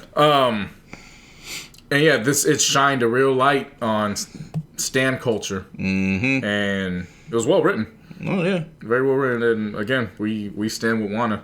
Yup. I didn't bring this up last week, even though we brought Chance up for a little bit just to talk about possibly dropping in a project. I wanted to touch on it this week though, because a lot of the Barbs were then comparing that with what Chance the Rapper did. That was completely different. Exactly. Chance, of course, got engaged with his now fiance. He did it in a way that, for all we know, that's their relationship. I never get in a couple's relationship. Yeah, it's personal. It's not music. Who gives a fuck? Right. Just because somebody would expect a lot of person with money to do it in a fancy way doesn't mean that that's who they are. Yeah. And if she was comfortable saying yes, for all I know, that was something they talked about when they were younger. And doing it in that exact way, at a barbecue, just relax. So who are we to judge? Right. But some guy was trying to be funny. No, I think he was dead serious about it. Yeah, but he was also doing it for likes and retweets and all that. So I mean, they being funny. Pretty much was talking out the side of his neck. So Chance approached him in a very DM'd him. Yeah, he did it in a respectable way, man to man. Where I'm not gonna put this out in public, but I want to let you know, like you were out of line. It was a long ass post too. So then the cat goes and takes the damn DMs, screenshots them, and puts them out in the public. Like a bitch. Right. And then he was a fucking weirdo. That dude was a weirdo. Yeah, he was.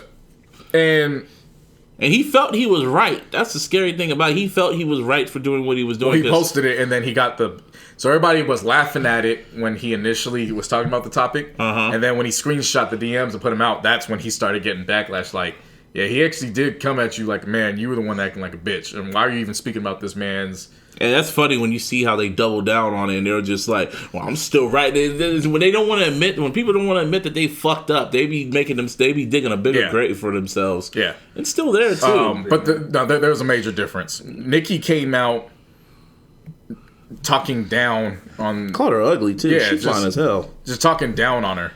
This was a... Hey man, you talking about my family now? So, yeah, you know what I'm saying. Like it was like a grown man talking. Right? Yeah. All that she talked about was her music, nothing personal. It was just her music. Yeah. And again, in seeing all this play out, it just boils down to something Joe Budden said when he was on Everyday Struggle. You could tell the cats that have OGs from the cats that just running out here with no awareness about how the world works. Yep. Right. And yeah, that stupid motherfucker was definitely one of them. Yeah, when it comes to Nicki, it got...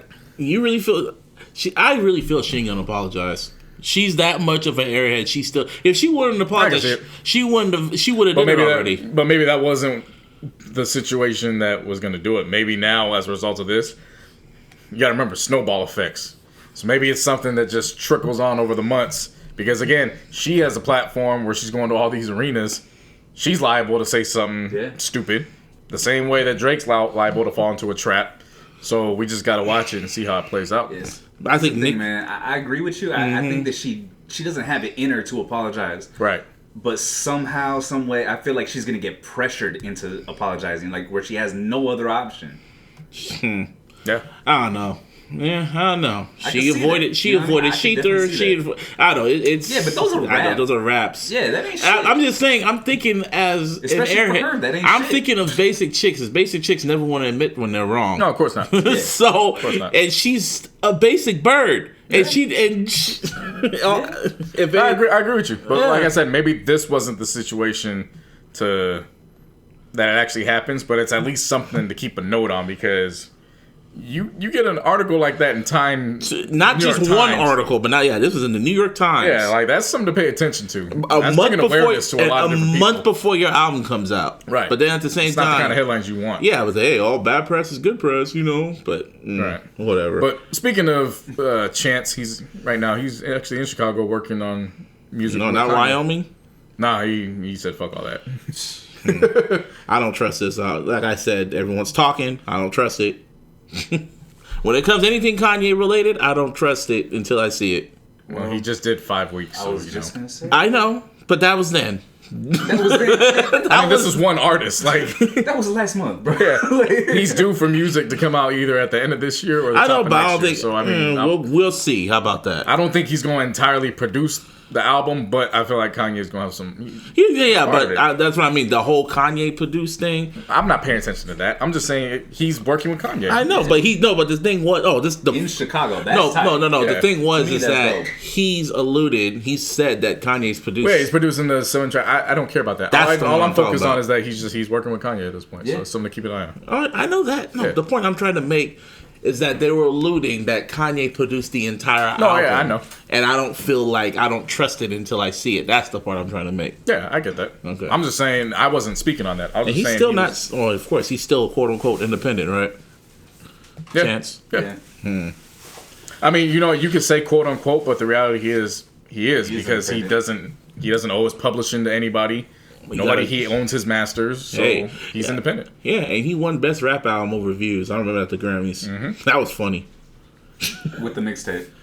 That was a legit mixtape. Yeah. It was free. Yeah. Well, speaking of Kanye, I found out this morning that motherfucker took College Dropout off of Apple Music. Hella random. Hella random. Yeah. I was actually in the mood to play College Dropout this morning. I was like, that. See, this is why I don't stream it. I just download it. I've had that. Now I gotta go back, find my external drive, and put the damn album back on. I don't know why you should have done that before. Erase all the Kanye streamed ones and put mine on, so all that stuff doesn't happen. Should have did that before. But I have it just for this reason. That means Jesus Walks is off our playlist, huh? No, it's still on there. A lot of the singles are still on there. You replaced it with the College Dropout version. Yeah, but they just got transferred out, so they connect with it. Yeah. Anyway, Jay-Z, he decided to be generous. And no, Reasonable Doubt's still not on no other platform. But Blueprints 1 through 3, the collection, what, volume 1? Yeah. All the Blueprint collection and his hits and American Gangsters on Spotify now. Mm-hmm. Reasonable Doubt's still on Tidal. Oh, Tidal. So Kanye's taking music off the streaming sites. It's just one. Well, he's taking music off. Yeah. Jay's putting music back on. And I'm like, damn, y'all still really going at each other. Yes. I mean, hey, man, take off your first album off streaming platforms. Yeah. I mean, hey, that's what Hov did with Reasonable Doubt, because he already has his publishing and masters for that. So right. He has it covered on Tidal. He, like, Spotify, no one has their hands on it. That's his baby. Right. So. And speaking of Kanye, this shit was... I actually had to do a double take with this story, because I was like... This is a story I read, and I'm like, just scrolling. Yeah. So, Yeezy model and former Bad Girls Club member, Shannade Clermont, she ends up getting arrested for racking up $20,000 on a dead man's debit card. That's balls. That's crazy. Balls. It gets better. It gets so much better than that. So, of course, she was on the Bad Girls Club with her twin sister, Shannon. Now, the reports are saying that the debit card from the dead man was from a man who overdosed on drugs in his Manhattan apartment while he was on an escort appointment with her, as she was charging him $200 an hour. So they was out here hoeing. And some of these purchases include a $10,000 online shopping spree for clothes. wow. $2,000 on her rent. What? And she took $500 to go to Toronto. And all the emails were correlated to her and her sister. And where they were shipping all the stuff was correlated to her and her sister. So it's like, how stupid can you be? They're basic bitches. Right. That's what they were. So They were basic. Well, it gets. Does it get more basic? It gets more complex. It gets more basic. No, it gets more complex now. So they would look for old white men interested in young black women on sugardaddyforme.com. Yeah, that's basic. No, this is where it gets complex. Goes like They would sorry to also- bother you complex. They would also look for clients who were involved in bestiality on gaybeast.com. Okay, that's weird. What? Yeah. That's pretty. Yeah. That's what I'm saying. I had to read this story twice. Like, wait. What? Hold up. What? They saw a market in that. And it just let me, Like, what the hell? it just let me thinking like, See, basic bitches be thinking that shit, man. so yeah, so they, so of I mean, course, that's anything but basic. no, really. that's far from basic. That's Hey, man, they're looking for money anyway, so they were just thinking. Oh, they're probably trying to think. Can't believe I'm thinking this. They're trying to keep a low profile. Like, what's a place that no one would ever expect us to be on? Oh, how about that? Yeah, girl, put that down. yeah, just I'm saying. Wow. Yeah. I know. It's basic. ain't nothing basic about that. I don't know, man. I can't title that as basic. No. Basically crazy. Yeah. Shit. Yeah, I read that and I was just like, the things people do for fame and money, man. Anything for them likes. Which, in actuality, going back to Sorry to Bother You, it actually kind of, leads into the symbolism of certain things, if you remember. That TV show that they had, motherfuckers getting punched in the face just for the notoriety and the money. Yep. Yeah. Well, So, speaking of that, BET really fucked up with this. nah, they did. So They did. On Twitter, was it last week? It was last week, right? Mm-hmm. Yeah.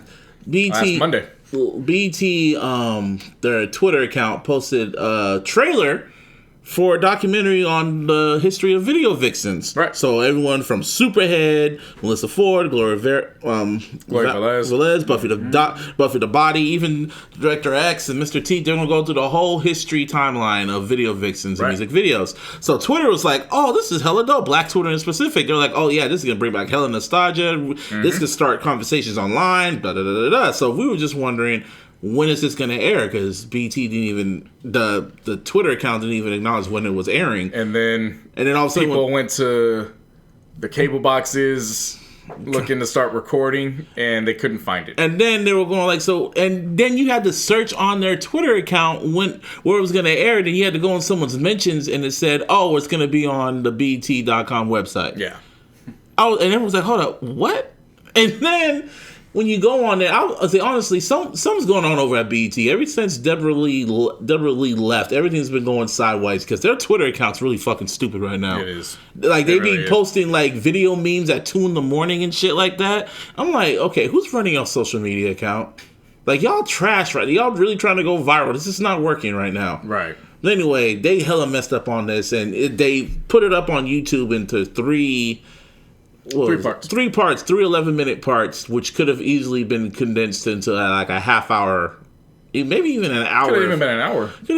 Hour. Could have even stretched it out to 2 hours if you played it right. Yeah. Or maybe like a 2-parter. And all that. Yeah, definitely. Yeah, or like a 2-parter or whatever, and it was really well done and well shot. But I can tell they really were trying to put this on the air because in the segments it said coming up next, right? And it was like, why didn't you guys air this? It was mind boggling to me the way that it was just aired. But anyway, yeah, it was well done. So the first part was basically the origins of putting the video girl, making her the star of the video. Mm-hmm. The second part was then when they got strippers when pretty much the recession of the music industry hit. So they were trying to look at cutting costs back, and then they went and got strippers because they'll do more since they're used to it for less. And they talked money. About the tip drill controversy, and then the last episode was, of course, about Superhead's book. Telling her story. Yeah, tell all. And no, it was extremely well done. Did you ever read Superhead's book? No. Yeah, okay. To me, it was just making sure. So on one hand, I got it because for those who support that. They did have a point where it was, well, if rappers can talk about women in this light and bitches and hoes, and they get brought up in the raps, what's the difference with this? Yeah. So on one hand, I could see it. Mm-hmm. I get it. But on the flip side, it was a lot of the stuff she was writing about, she chose to do. Yeah. Nobody was forcing her to do any of that. Yeah. And Melissa Ford and Gloria Velez, they especially were saying it like, that wasn't us. Mm-hmm. Melissa Ford actually, I remember laughing, and she goes, I was Mrs. No. Yeah. Like anybody coming to me and talking about like, no, I'm not wearing that. No, I'm not doing that, anything. So she chose to make those decisions, but because she wrote the book, now the whole industry of video girls is now casting. It kind of put a dark light over the over video girls and shit. Right. But it's sad that they did that promotion because it's well documented. Yeah. It's really good. That's what I'm saying. What's going on over there, BT? I hope they don't do the Bobby Brown movie like that. You'd be really mad. Oh, come on, man. You see the new edition? They ain't doing that. Was when Deborah Lee was in charge. Now she's not. She was still in charge when they got the funding. The film is done. You better hope. The movie's done. Well, you better hope they do it right. Anyway, you can't mess it up if you did new edition right. You'd be surprised. Like, you can't. There's no way. It ain't like it's gonna pan out like the Whitney story on Lifetime. It ain't gonna be that. Hey, plus, you got the same characters. So. I'm just saying, as and Bobby Brown's involved. When I saw how what they did with this on their social media and how they didn't air it, that was unacceptable. BT should have knew better. Right, but I mean, the whole BET Awards was on Bobby Brown. Like, you know what I'm saying? That. Like I said, just that's uncalled for. It's unacceptable. Yeah. What was that from? Unacceptable. Well, that was from a cartoon. I kept seeing that online. You on your own. Anyway, I have no idea. I wanted to watch this shit, but I did not know it was on YouTube Red. You kept saying it wasn't, but I checked it, the G-Funk documentary. Yeah. And I went on YouTube on my TV, and it kept saying, "Oh, you gotta pay for this." And I was like, "Nope." I don't know why you did, because even if that was the case, you could have did like the week subscription for free, the week trial. Press it. I'm not gonna press it for that because you could have did that. No. I didn't have to do it. No, stop. No. That's how you lose all your. Yeah. Nah, hey, but you know what? That free trial shit. I mean, it sounds good and all, but my cousin did the free trial. Got charged $35 right up front. So that doesn't sound free, does it? Doesn't really sound free, especially since it actually happened right in front of me. Nah. G-Funk. G-Funk. I still don't understand how you guys got. It popped up. It literally popped up. I wasn't even on my account because I have YouTube TV, but I wasn't anything attached to it. No, I've seen that. That's why I was like, oh man, I got to be logged into mine. But I watched it 3 times and I wasn't logged into my account. That's why I'm confused how you guys. Well, I guess they don't like us, JC. Yeah, seriously. That's what we call again light skin tendencies. I had the clearance. Now, The G-Funk doc. I'm Mexican. Shut up. You're not black. Shut up. Exactly. You had to let that process. You had to let that process. Like, what? I was like, nigga, shut up. Now, so this is produced. Warren G actually co-produced this as well, and he co-wrote the screenplay. Of course, it's got Snoop, Nate Dogg, DPG, Cube, and Ice-T. And it was directed by Karam Gill, who at the time when he was making this film, he was only 22. He's 24 now that it's come out. It was really well done. So what's it about? It's about pretty much 213 and their origins. Oh. Yeah. It's the G-Funk documentary. I'm just clarifying, bro. Shit. Talking shit, man. I get it. Yeah, it goes through. It goes through how they formed with each other. Again, this was actually a really good angle done because we all know the story about how Warren G put the tape into the cassette player at the bachelor party when Dre invited him out. But this goes in detail. It actually goes to who the bachelor party was thrown for. It was actually one of the keyboardists or the bassists for NWA. So everybody knew each other. Then it leads into how they formed Death Row. And then when they go on the Chronic tour, Warren G was the only one that was left out. Like, because at the time, Warren G was pretty much just, kind of playing his role, just bringing records to be sampled. And Suge didn't see any value into it. So when everybody was getting ready to go, he got left out because he didn't have... His only role on the Chronic was, the skit going into These Nuts. So then, he's left kind of feeling like, okay, I don't know what's going on. So then I knew this, but it was good to see that it was now put out into a national spotlight. Because Warren G and Nate Dogg, when they did Regulate, that pretty much resurged Def Jam at the time. Because a lot of people only remember LL Cool J for Mr. Smith. They don't remember 93 when he put out that bullshit 14 Shots to the Dome. That was a horrible album. So Def Jam was flopping at that point. And then they had Russell Simmons in there. They had it was a lot of industry cats. And they were pretty much talking about how he went back to the drawing board and he came out and... You're going to tell the whole movie, huh? No, this is a specific part. Oh, okay. Well. It's an important part because it's going to lead to what I explained to chronicleize out if you let me speak. So there was a Def Jam rep with Dre, and Warren G was like, "Hey, I want to play some music for you." So he took him to the car and he played the Indo Smoke for the Poetic Justice. Ooh, wait. Poetic Justice? I thought it was the on Poetic Justice soundtrack. No. Oh, no. Yeah, right. You're right. So he played him in the smoke, and the rep was like, I love this record. Like, we got to put this on. So then that's how he got his deal over there. And then what happened was when they did Regulate, Suge was actually pissed because Nate Dogg was still technically Death Row. And and Snoop was saying, he goes, yeah, he was upset because he's, on the surface, he's like, well, how are they going to do this with my business? But they're like, on the inside, it was... Damn, I fucked up because I actually let Warren G go and this could have been a Death Row record. So they had to broker a deal. That's how Regulate ended up on the Above the Rim soundtrack because of Nate Dogg's role, and they had to keep it a Death Row. So that's how it was that soundtrack, and then it was the lead single off of his, and pretty much the single that resurged Def Jam. Because then, if you remember, it wasn't LL next. It was also This Is How We Do It by Montel Jordan. So in essence, it was two West Coast artists that brought Def Jam back on the map to then keep funneling music out the East Coast. That's crazy. Yeah. And then it goes into detail more just about just what happened when Pac got there and pretty much how everybody kind of left Death Row at the time, whatever. But and all the other stuff we all know already. Yeah, but it was really, really, really, really well done. I liked it. How long was it? About an hour 30. Cool. Yeah, decent amount of time. Well, that's cool. Yeah, so definitely check it out. It should be. Again, I don't know how y'all got played out. Like I said. That sucks for y'all. You must have got that, that free 99 trial or something. I don't get it. Ain't nothing to me. Anyway, so YG got arrested. Yeah. Damn. There's a lot of stuff that took place in Vegas over the weekend. Well, he got arrested for snatching a guy's chain at the cosmetology back in May.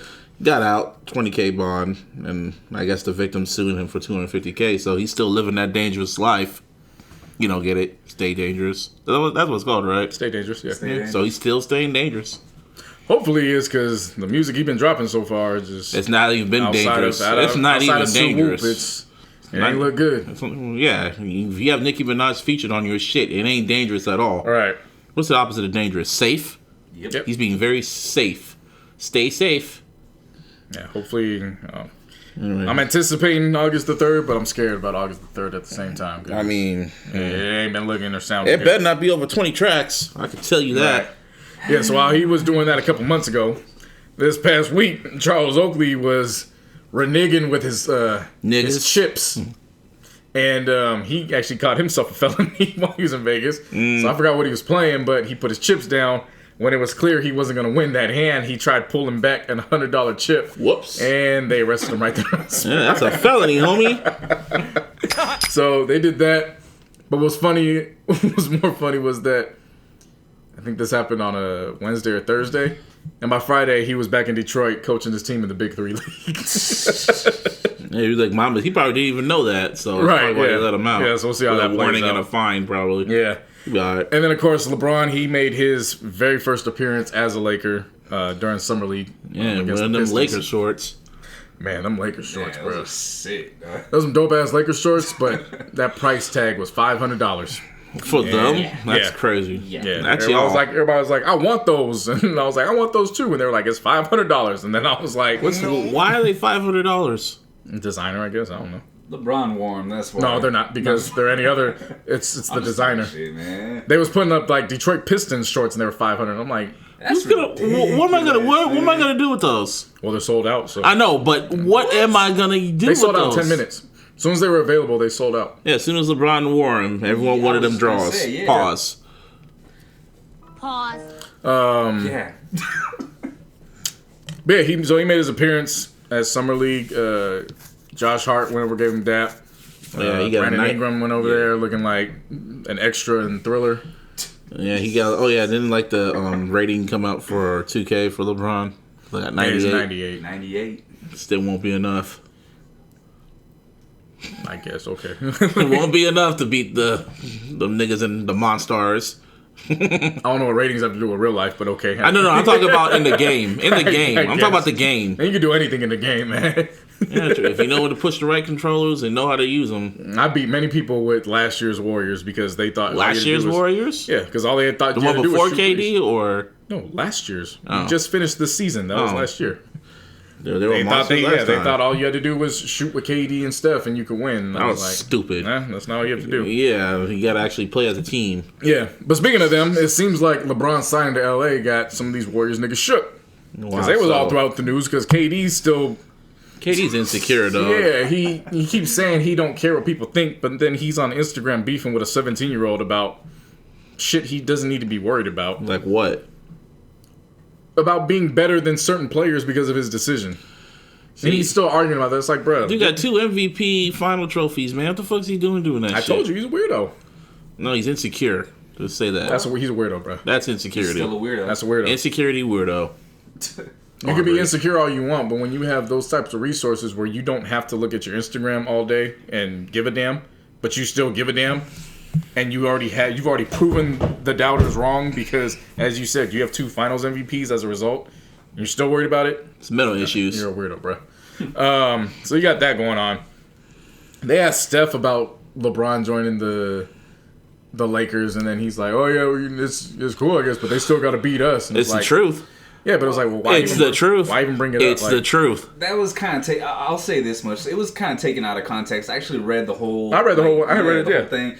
It's not nervousness. It's He the wasn't- truth. It didn't seem like he was being, like, braggadocious. You know what I'm saying? Like, he was just like...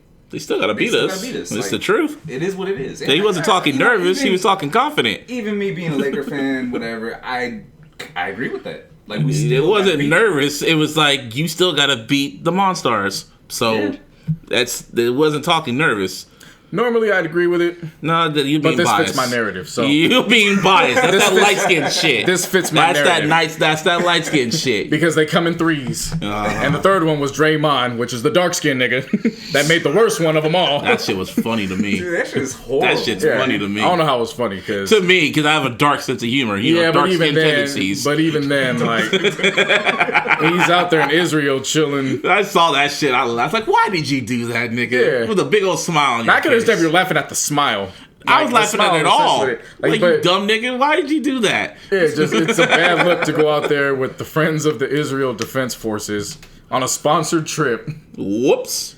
and you're chilling there holding a rifle sniper gun that was possibly used on women, men, and Hey, he's from children Detroit, man. protesting. He's probably used to Who that. knows, man? Like Seriously, Okay. who knows Yeah, it who is- missed that. was killed with bad that look. gun? Yeah. More than likely, someone was killed with the gun. That's, you know what I mean? right. Hey, man, see, from the dark skin side of me, because you want to do that, that shit's funny. Why the fuck you do that?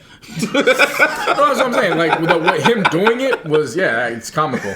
But then when you actually break it down, it's like, Yeah. Still, that's funny to Like me. when you actually really think about it, you know what I mean? Right. It's, Anyway, that does not sit well. at least I hope that check was bigger than Isaiah Thomas's check.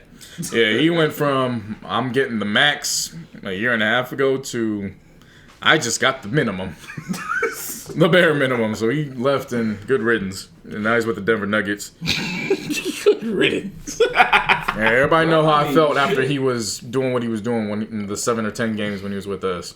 Yeah. Well, that's your It boy. is. He's I don't know if gone. you remember. Yeah, I don't know. I remember what he was the doing. damn I remember how supposed to angry pass you to were getting. Julius Randle.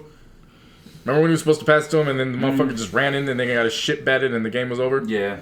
After that, I was like, "Get this motherfucker off my team." I remember how mad you were. That was funny to me. Yeah.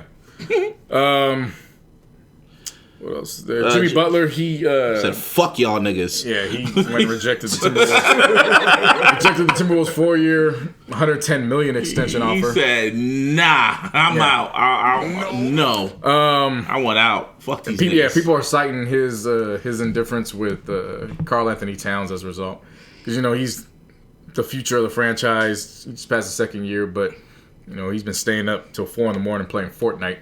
Yeah. Plus How old is he? he? Got 2 first names. Like 20 I or don't trust him. 21.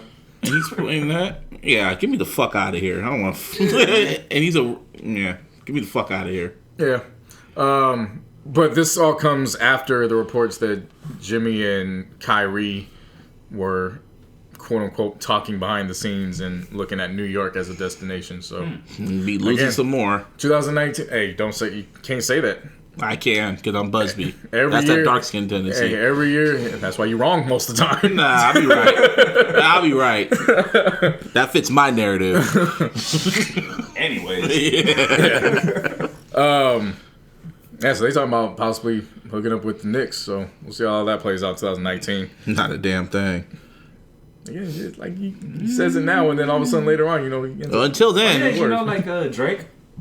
yeah, that was just that. How many hits? yeah, Yeah, not 3. one, And how not many two. did Not you 2, say? not 3, not 1, not 2, not 3. No, I didn't say 4, 5, and 6 like LeBron's ass. Yeah, okay, but that's beside the point. How many Yeah, did you nah. say? Hey, he had 3. I thought he was But going you to struggle right. for it. You were right though. Nah, I was wrong. Oh, okay. But back So then I was anyways. right. Back then I was right. I'm right until I'm proven wrong. Back then, How you was- about that? back That then should you be the was- title. I'm right until I'm proven wrong. Nah, back then you were saying an unknown. Unknown. No. Nah, I'm right until I'm proven wrong. Anyway. So You wrong. yeah, Bulls went re-signed Zach LaVine, so he's locked back up. Of course, he's prominent because he was using the deal to trade out Jimmy Butler, and then they got Jabari Parker from the Bucks after they rescinded renounced his rights as a restricted free agent. So we'll see how that plays out with them. And then you got Todd Gurley, who's the Rams running back. He was doing an article talking about, and these NBA cats, they be getting $150 million. I just want $80 million of that guaranteed. And I'm like, my man, Shit. you gotta be united with your fellow brothers in this damn league. That way you can make some change happen. Because last time I checked, y'all is easily divisible. And that's how Lockout. owners keep winning. Hey, lockout impending. It's coming. So, we'll see how that plays out. But in terms of NFL, there's some more off-season drama. These niggas don't know how to fucking act, man. Yeah. 6 months, niggas go to jail, niggas beat up their wives, niggas be on drugs. Well, this one ain't even in the NFL, but because he's got 2 Super Bowl rings, it's prominent. So, of course, former Legion of Boom member Brandon Browner, he's arrested and he's facing some heavy shit. So he assaulted his former, I don't know if she was a former girlfriend or lover, but they had a relationship in the past. He comes up to California and he's arrested for assault. Whoops. Then the felony charges come out, and it's not just assault. It's attempted murder, robbery, burglary, false imprisonment, and 2 counts of child endangerment. Well, Jeez. Well, damn. So, Damn! We don't see how that plays out for sure.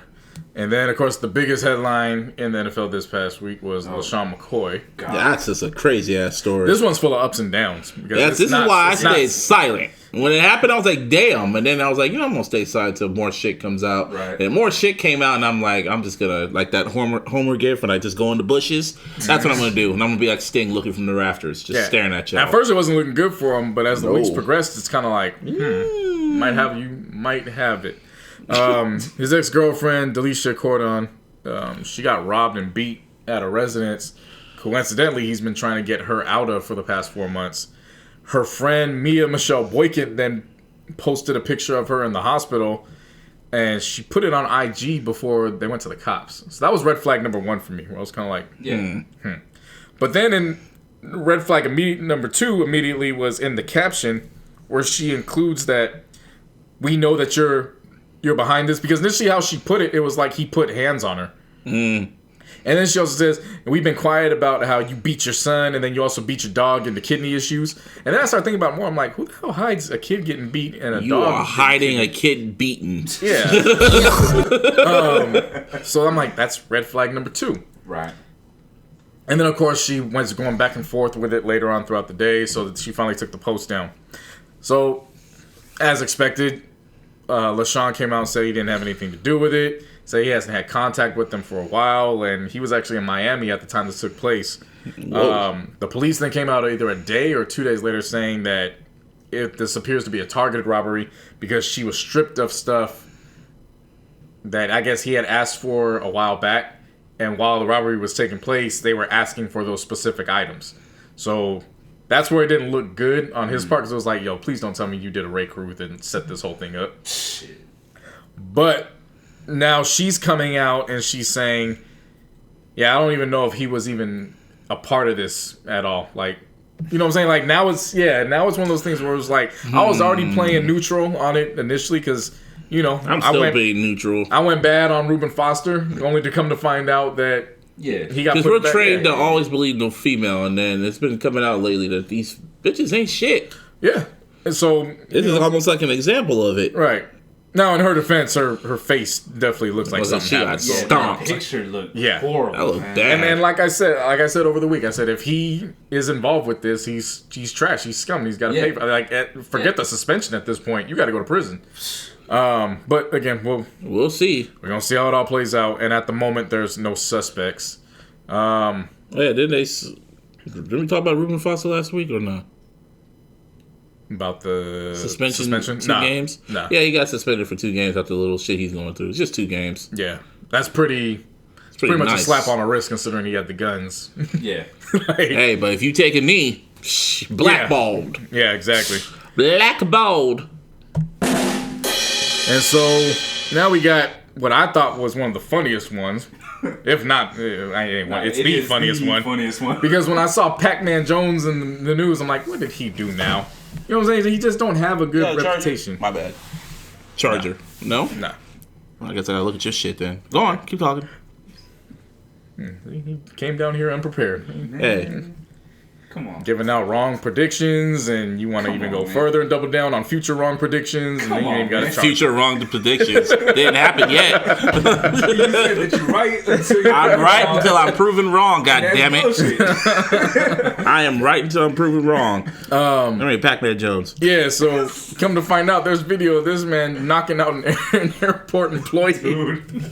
And at first I saw it, I'm like, what the hell did he do? But I'm watching it, I'm like, oh, that employee got off lucky as far as I'm concerned. He's legit in his face talking about, bitch ass nigga, this, the whole 9. He deserved to get his ass whooped. Yeah. He really did, though, man. That shit was funny as hell. And so then Pac-Man, of course, hits him with a 2-piece combo. Nah, he got him 3. He served him that Popeye's 3-piece. Yeah, man. And when he fell, he fell awkwardly, and then come to find out he actually tore his ACL or he broke his leg. So now the employee has a broken leg, or a leg that ain't functioning. Clearly he's lost his job because that ain't flying. Lost his benefits to the vending machines or whatever it is that they have access to. And on top of that, he's facing charges all while he's laying in a hospital bed. and now the whole world knows that you're a dumbass that got his ass whooped by Pac-Man Jones. If that ain't a shot to your pride, bro, like, come on. Shit. Hey, man. You just got your ass beat. Yeah. Lost your job. Yeah, like Got your ass beat. Broken leg. Come on, man. Lost your pride. this is not your summer. And he really thought you could do it too. That's the thing. Yeah. He really thought he could do it. Yeah, he was Funny very. shit, he man. was like, he was really going at Right. man. Like, he was really about to do something. See, that was dark skin tendencies. Bro, like, that's all he does is lift weights, run. You know what I mean? He's in great shape. See, but I guess with dark skin tendencies, they don't care. I guess. Man. he don't give a fuck. He say, I'm gonna fight you to the death. Like how Cat Williams says, to the death. and he fought him to the point of a lost job. And why did he fight him again? We don't know. Nah, We just know they was having an argument. I want to know. I want to know Seriously too. want to know. What dude. was so important to make you want to press Pac-Man Jones of all people? It's called a nigga moment.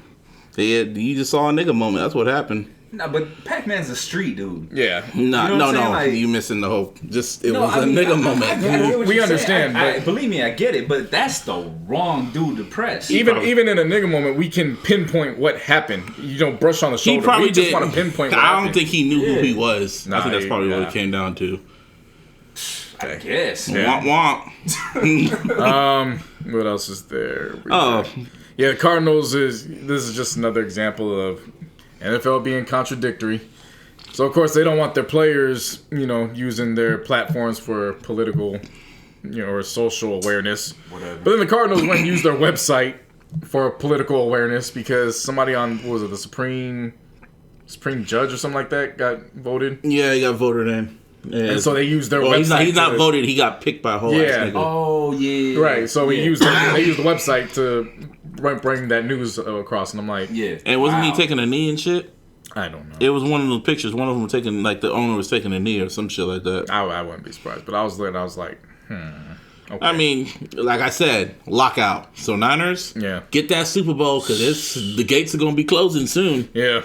Gates is closing now for Terrell Owens because, of course, we knew he wasn't going to show up at the Hall of Fame ceremony. So the Hall was like, well, fuck you, Fuck too. you, too. And they're not even going to mention his name at the ceremony. They're just going to mail him a jacket. That's petty. Hey, they being petty. Right back to him. And all Don't I can blame think him. of is, this still isn't over yet.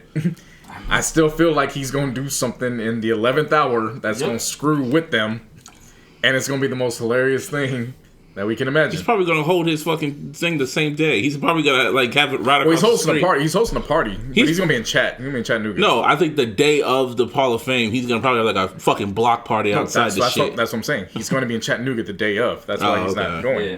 But I was saying, if you want to really go that far, just tell. Well, ESPN's not going to do it, but get like Fox or FS1. Be like, Well, hey, I want to Chase- televise my stuff. Somebody's going to go out there easy. So now you have yourself competing against the Hall of Fame ceremony. He'll probably stream it. You know what I'm saying? That's kind of what I was thinking. Right. But either Yeah. way, if you can take viewers away from them, Yeah, to bring it to you. Who's really gonna latch on? Because I mean, You'd be FS1 surprised. FS1 has LeVar Ball.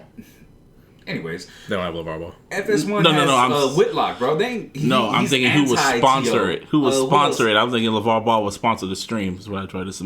Nah, he ain't sponsoring. Oh, that. he ain't doing that. He can't even control his coaches. Oh, God. Coaches out. Headbutting their players and shit. that coach Around is a shit. street nigga. That coach is halfway into I want to help the youth, and he's still halfway into but I got this pack to move by next weekend, Right?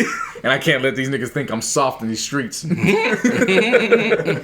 But we'll see how that plays out with Terrell Owens. I for sure, if he goes the stream route, I would definitely want to see it. Everyone gonna watch that. Yeah. All black Twitter.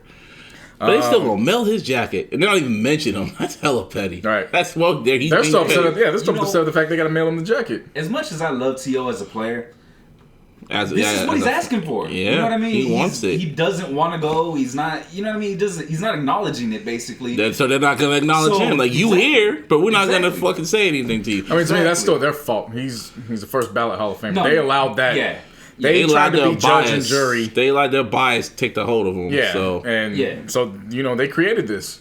No, that's they for create sure. each other. That's Yeah. definitely for Everybody sure. wants to point the finger at Terrell Owens, but it's like he did what he was supposed to do. He put the numbers up to get into the hall. That's what it's about, the numbers. the numbers, the Yeah, stats, nothing else. everything. Yeah. Because if that's the case, take O.J. Simpson out. Hey, there's a lot of people that can get Right. taken out. You like, feel me? For real. Yeah. Michael Irvin snorting. I was just a whole bunch of you stole it. But But the thing was, they were all nice to coaches and shit. They were probably all nice. They never spoke out. Michael Play for the Cowboys. Deion Sanders. That's that. Deion Sanders threw a bucket of water on a reporter. Hey man, as long as you don't talk shit about the team organization. Now, granted, he was wearing a baseball jersey at the time, but still, like, hey, as long as you don't talk shit about the staff labeling it and them as a motherfucking crew, you're good. And that's what T.O. did. He talked shit about the Niners. Niners. A lot of them that talked about him though. It's just man, it's just that's what I'm saying. When you try playing judge and jury and all that with select few, and you don't do it with others, now you just look stupid. Yeah. So that's pretty much it. Yeah. Yeah, well, he's gonna get his jacket in the mail. They're probably gonna ball it up in a fucking bag, right? All wrinkled and shit, with a note that says "Go fuck yourself." Yeah. So while T.O.'s waiting for his jacket, Le'Veon Bell's still waiting for his big payday, and his agent just came out and basically said, "Yeah, it's pretty much gonna be his last year with the Steelers because they keep fucking around with my agent's money, and we ain't got time for this." So once again, they're expected to hit him with the franchise tag, and I think this is the final year they can do that. Because don't you get like 3 years max with one player? Yeah. So this is the third year. Coming to the Niners, baby. I'm saying, man, I wanted his running style. He could easily play another 7 years at an elite level. Oh hell yeah! His running style is really transcending. I've never seen anybody do that before. They get the ball and just stay there and then scope out and then move. I mean, for running backs, they preach patience, but this dude took that shit to a whole nother level. Takes out a fucking.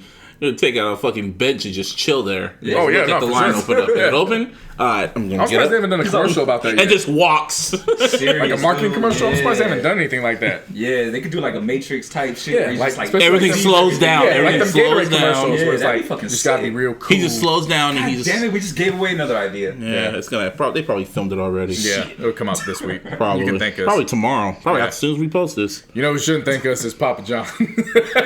Papa John's the most nastiest pizza in the world, man. I never liked that damn pizza. Nasty pizza. And Talk about round table, baby.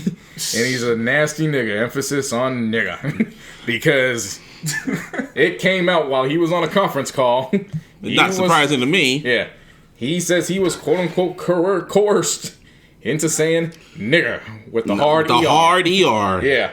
And apparently people kind of mad. Yeah, kind of mad about that. Like, just a tad. Yeah. You think They was just a little bit mad about. Who would have thought about that, you know? Who's mad? Who? Yeah, so he says that. And the first thought that comes to my mind isn't, oh my God, he said nigger. It was, how you gonna say this stupid shit when they're giving you classes on how to not say stupid shit like this? See, I wasn't surprised because wasn't he the one speaking against the player protest? Yeah, he said they were hurting his pizza's profits. There you go. And then pizza was hurting the pizza's profits, man. Pizza would hurt my ass. That shit was. I did not like Papa John's, man.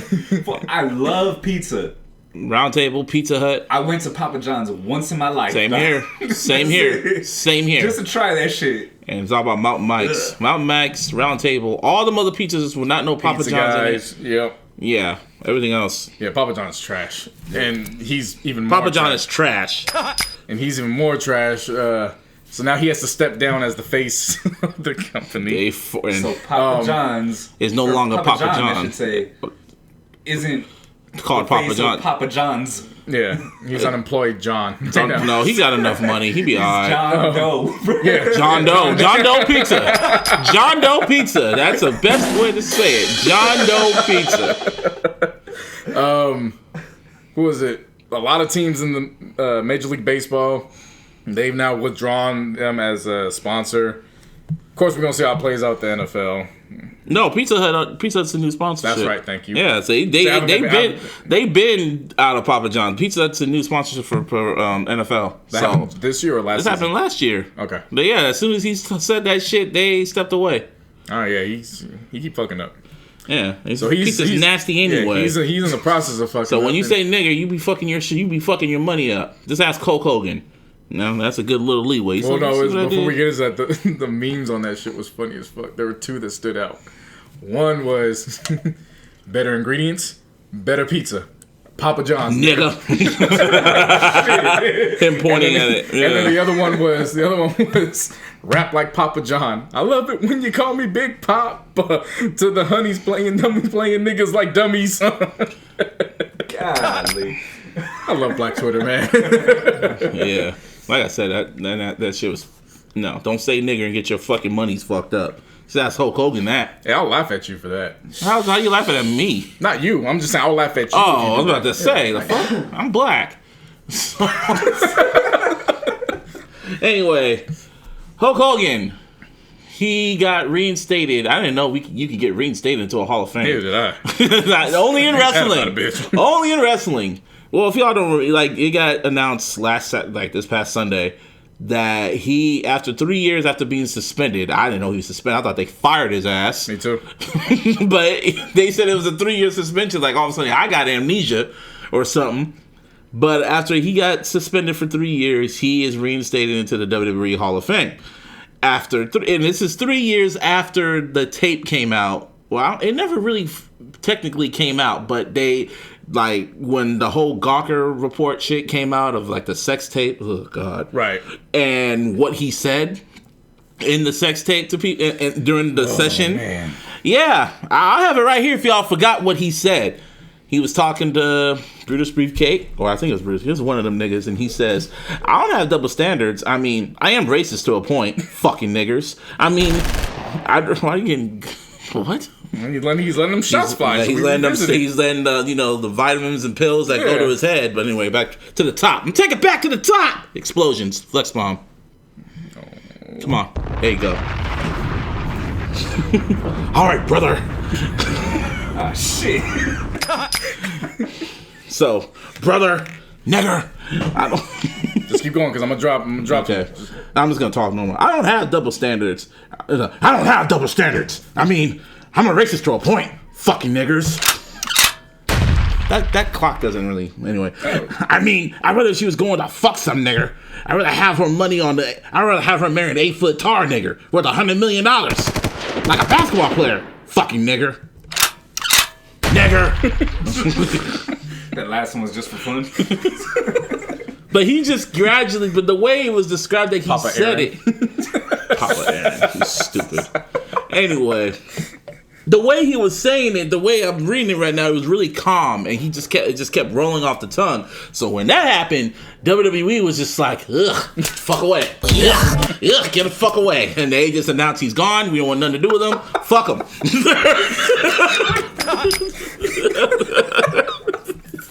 The most recognizable wrestler, arguably in the history. Get the fuck out of here.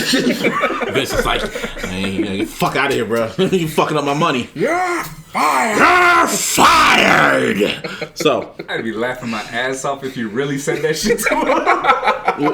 hey, man.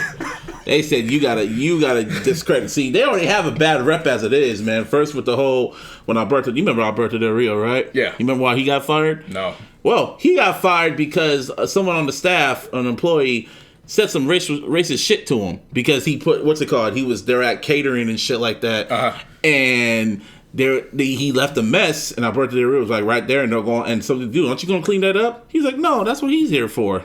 He pointed right at Alberto Del Rio. Alberto was like, what?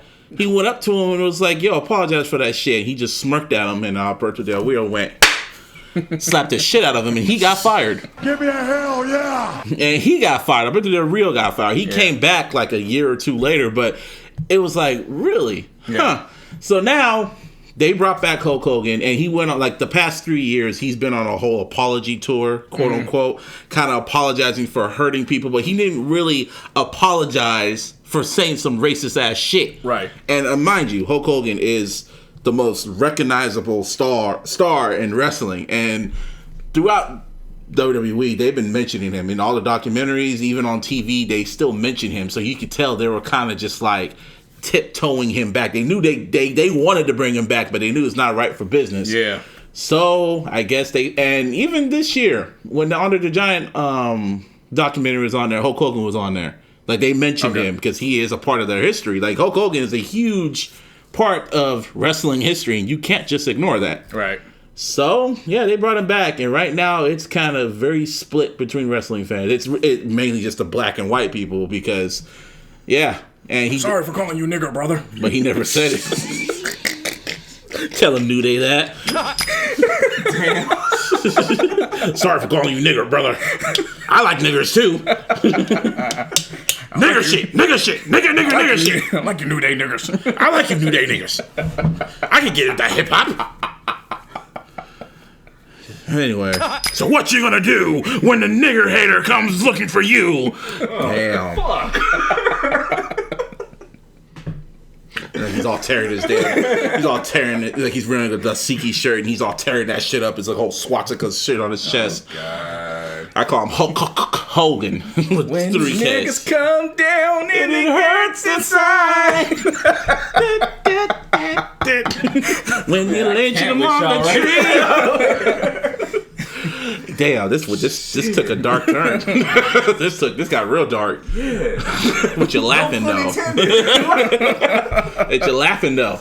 But yeah, it's kind of I guess their pay-per-view was last night. What was the pay-per-view? Fuck, I watched it last night and I forgot. Shut the fuck up. What was it called? I don't know. Ain't no one talking, bro. No, because I'm waiting for you to figure this shit out. I didn't watch no damn wrestling last night. Extreme Rules. I took the rest of the Applebee's. I don't fuck with that. Anyway, Extreme Rules was last night in Pittsburgh, and Hogan showed up and he did like a whole speech to the talent, to the whole roster, pretty much apologizing in front of everyone and shit like that. And I think sooner or later that he's gonna pop back up on TV, and I really want to see the reaction. He should bring him out in Brooklyn and see what everyone does. Well, Brooklyn's justified now. There's other white people there. But he said some really racist ass shit, man, and he didn't really apologize. Yeah. And they brought him back. I mean, at this point, if you're gonna bring back Hogan, you might as well put China into the Hall of Fame. And if that, you might as well put Chris Benoit in there.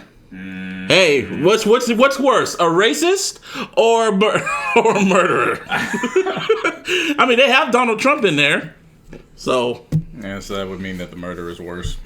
a murderer is worse. Hey, man, I mean, a racist or a convict or a murderer. Bruh, dude, he killed his whole family. A racist, Yeah, so, you a know. racist, a porn. That's like a massacre, bro. Yeah. Like, I would Hey, definitely still take Hulk Hogan over Chris Benoit. you'll take a nigger hater. You'll take a nigger hater into the Hall of He Fame. didn't take a life. and also, I mean, Chris Benoit didn't take a life. He Once took again, 3, I'm- including himself. 2, yes. I'm not 4, comparing, actually. I'm not comparing the two, problems, right? Who's the bigger wrestler? I know it's Hulk Hogan. Exactly. At the end of the day, but at that point, he gonna Kinda get his the biggest yeah. issue. he's already Everywhere. in the Hall of Fame. I just can't believe he can reinstate someone into a Hall of Fame. Can the NFL take someone out the Hall of Fame? No, because it's not the know, NFL's man. Hall of Fame. Or the Football Hall of Fame. Can they take someone? Well, no, out? I'm not saying it's not the NFL's Hall of Fame. It is NFL, but they don't have jurisdiction over that. What about say with the Basketball Hall of Fame and shit? Basketball Hall of Fame isn't even the NBA. It's basketball, universal. Yeah. But can they actually take someone out? Is what I mean. No. So that's just weird. They get suspended. First, it went from you fired him to because when they took him off the Hall of Fame, all his shit was off. As far as we know, none of them are scripted the way the WWE is. Yeah, So they're trying. WWE's trying so hard to try to be cool to the public that they just need to stay their fucking lane. Stay wrestling. Like, do you know when the Emmy nominations came out? You know, like a week before they did this whole.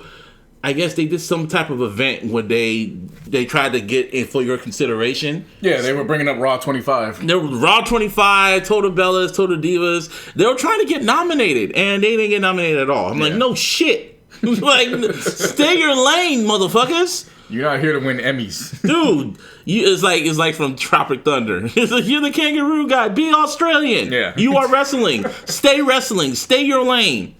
When it comes to Hulk Hogan, I'm very indifferent about it. It's like the WWE is low key racist at the end of the day. I will not be surprised just to make up. They give Bobby Lashley the fucking title. All right. Bobby Lashley's this bald headed black dude who actually supports Trump, so it could happen. So from one former racist, I wouldn't call him racist, but one former racist in undertone.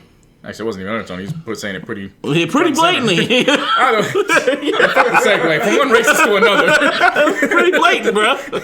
Pretty blatant. From one racist to some more. There's some more things that we can't do while being black. Yep, like couponing. Yeah, you can't. Yeah, you can add couponing while black because in Chicago at a CVS, you got Maury Matson, who I would refer to as Coupon Carl. Coupon car. That's what you call it? That's what Black Twitter called it? That's what I don't know call it. I don't know what they called it, but that's what I've been calling them. Coupon Carl. This woman came in. I guess the product she had was defective, but she had a manufacturer's coupon. Right. So she was going to use it to just swap it out. And then he gets it, and he's like, I've never seen any coupon like this before. And she's like, yeah, because it's a manufacturer's coupon. And the product was only like $17.99. So it was like one of those things where it was like... And how much was the coupon? It was for $17.99. I know, but... Oh, okay. It was just to replace it. Yeah. Yeah. And so it was one of those things where it's like, look, you ain't got jurisdiction over this. Just take it, because even if it's fake, it's $17.99. Who cares? Yeah, that's still money. But I know what you mean. In the grand scheme of things, it ain't shit. Yeah. So then another employee comes over. They go back and forth. So finally, she's like, "I'm not leaving until I leave." So then he calls the cops on her. That was he starts shaking. Yeah. But hold up. He called the cops, and they didn't even like take him seriously. Yeah, they hung up on him. They hung up on him. Yeah. Yeah. And then he called back again, whatever, and his hands are shaking. White people using like a cold chihuahua. White people using 911 as customer service. That's some funny shit. They got to start putting me. Yeah. Like 911 is for emergencies. It's the emergency, number. Yeah, it's not where you go to complain. No, you need to call 311. That's what 311's for. And be on hold for like an hour. You need to call D11. D's nuts, nigga. So that went on in Chicago, and then what happened was they found out his Facebook profile was public. Man. So apparently he's a part of the LGBT Republicans. How does that work when they hate them niggas? Yeah. So then all I know is people saw this video and they went on that post, and the rest is history. I would suspect that it's private now, but he probably deleted the shit. That was funny. I don't know how man, that facial recognition shit. How they find these motherfuckers is crazy to me. That's kind of spooky. He said his name. Oh. All you gotta do is do a search. No, but I'm talking about the other ones, like when the other chick who called the cops on that 8-year-old, they found out who that chick was and everything. Oh yeah. That was spooky. Like, how the hell did y'all find that bitch? Hey, all you need is word of mouth. All you need is a picture, and then everybody knows somebody who knows somebody. Right. And it was in the Bay. 6 degrees of separation. Yeah. Shit. And it was in the Bay. So. And more shit was going on in the Bay because I know. I'm getting kind of spooked out about this now. I'm not. I knew this was here. No, but it's getting close. Yeah. So apparently, even though this happened to an Asian woman, you can now add selling clothes pretty much while colored. Let's just go with that. Because in San Francisco, Renee Baker Felina, who they were referring to as Permit Patty or Permit Sally, I call her Sidewalk Sally. She was harassing this lady up until a black man came from behind and started video recording her. Mm-hmm. And the recording was of a minute. And he's like, why don't you just leave her alone? She ain't bothering nobody. She's like, this sidewalk's for everybody. And then he's like, yeah, but she ain't bothering nobody. So then they went back and forth. She was trying to play cute at first. Mm-hmm. So then she goes up to the camera with her face. Like, yes, I'm calling. Then somebody said, yeah, that's right. Get her on camera so that way we can find out where she works. As soon as she said that, she booked it across the street. Realized what was going on. What happened. And she didn't book it fast enough because they found out she was actually working for a Yerba Buena Community Build District, which is a nonprofit, and they fired her right there. Fired! So she's let go. You can't chill in the complex of the pool zone at your own residence where you pay rent. So in Indianapolis, this young man was just chilling, and then I don't know if it was Rent-A-Cop or just the housing patrol. But they came up, and she's asking him, does he live there? Because she thinks he hopped the fence. And at that point, he's like, yeah, I do. Here's my fob key. And at that point, whenever you show a key, you got to leave him alone. But she kept hounding him, asking him, where do you live? And his stance is, I don't know who you are, so I'm not telling you where I live. Walked away. And then the property manager came out. Clearly, she knew who he was, but she didn't help the situation. Because she's like, all you have to do is just tell her where you live. And he's like, I'm not doing that. It's clear you know I'm a resident here. So why? And then she goes, well, we can't have you out in the pool area right now. So then... What? Yeah, so it led to that. So now and then there was footage from either a few days before where she was in another incident. So then the property was like, they just put her on unpaid leave. And they were going to get to the bottom of it. So you can't chill by your pool. And then finally, you can't even live on your own property. Because they just don't want us to live. Yeah. So 2 white girls in Commerce City in Colorado, they were shown harassing this man's mom and sister. And what made it even worse was that as they were mouthing off to him, saying the worst you can say, racially disparaging. But what made it horrible was, we're going to call the cops. And when they come here, who do you think they're going to believe? You or us? And it was on camera, right? Yeah. And so then the cops get there. They ask them questions. Then they go to the family, but the girls won't let go. So finally the cop had enough. He's like, look, at this point, you're one step away from it being harassment. And we're going to do something about you, not them. How old were these chicks? I couldn't even say. How old did they look? From late teens, early 20s, if that. But they kept mouthing, and as a result, they ended up calling the police on themselves because they got arrested, had a restraining order put out on them. And yeah. See, white folks, they're getting cute. They're getting really cute. Yeah. They're getting really, really, really cute. They see what whole ass niggas doing, so they're calling the cops on us. And I didn't even mention what happened in Chicago in the subway. Oh, yeah, well, yeah, that's what happens. Yeah, somebody got real buck and called one of them a nigger. And then you got... And this dude was probably 6'2", 250. He took his glasses off, unbuttoned his shirt, and he hit this man with a haymaker, and his body actually fell on the tracks. They had to drag him off before the train got there. Mm-hmm. No shit. Yeah. Yep, that's what the fuck you get. And on top of that, of course, what I noticed out of that was everybody was quiet when he's getting called nigger. But then as soon as he throws the haymaker, that's when everybody wants to jump in and, start playing that. So my philosophy on that is if you're going to be quiet when the action, or let's say when the vocal is going on, keep that same energy when it starts turning into action. I saw another video of a white boy. I guess they call him a white nationalist, and he was talking hella shit to this black dude on the bus, and they got off the bus, and oh boy, the black dude just whooped his ass. Hell yeah. I just don't get these white people. You getting we're not our fucking grandmas, man. We're not our grandfathers. We're not our grandparents. We will whoop your motherfucking ass. I'm getting tired of actually putting up cameras too. We should just start putting cameras up and start whooping the ass. I wouldn't even say we're not Fuck I wouldn't even say we're not our grandparents. Because that insinuates that they were just taking it. You know what I'm saying? And laying down on it. I will just say the laws are different. Pretty much. And we ain't subservient, so... Nah, I'm just getting tired of us recording the shit. That's all I'm saying. Yeah, I'm waiting for somebody to get buck with me. You won't hear about it from me. So, and it ain't gonna be me doing no commentary. I won't make no camera. I don't want to I don't hurt their pockets. Fuck all that shit. I'm gonna hurt your face. Yeah. And then your pockets. That's why I'll rob your ass. Whatever. Anyway, some music drop. Yeah. So, to start off, we'll actually revisit something that dropped at the end of last year, and that's funneled its way into this year. So, everybody remembers Stally used to run with Currency, and then ended up playing a role on MMG. And then secretly left. Yeah, he's fully independent at this point with his Blue Collar Gang label. Of course, that he had when he was with Ross. He's dropped 3 volumes of Tell the Truth, Shame the Devil, which is 7 to 8 track EPs. And... shit bumps. Like, it's heavy trunk music. Like I said a couple shows ago, I learned about this from my brother because I just happened to walk around while he was playing it. He's got features from Migos. He's got one solo song on Volume 2 from Takeoff, and then he's got Young Scooter on this as well. So he's definitely been working with some folks. First volume was decent. I was very surprised with it. It was good. Turtle Van and Squattin' and then Green Eyed were the ones that stood out to me on Volume 1. And then the Migo feature he has, you could definitely tell that feature was done from years ago. Like, I would even probably say even before Drake jumped on Versace. You could tell from their voices that it is not anything recent. He held on to it. Right. Volume 2 for me was the strongest one. From that, this one's got 8 tracks. So, top to bottom, I was rocking with this. Bag featuring Takeoff. Holy Quran is really, really good. That was a really good joint. And then Serpent's Whisper were dope.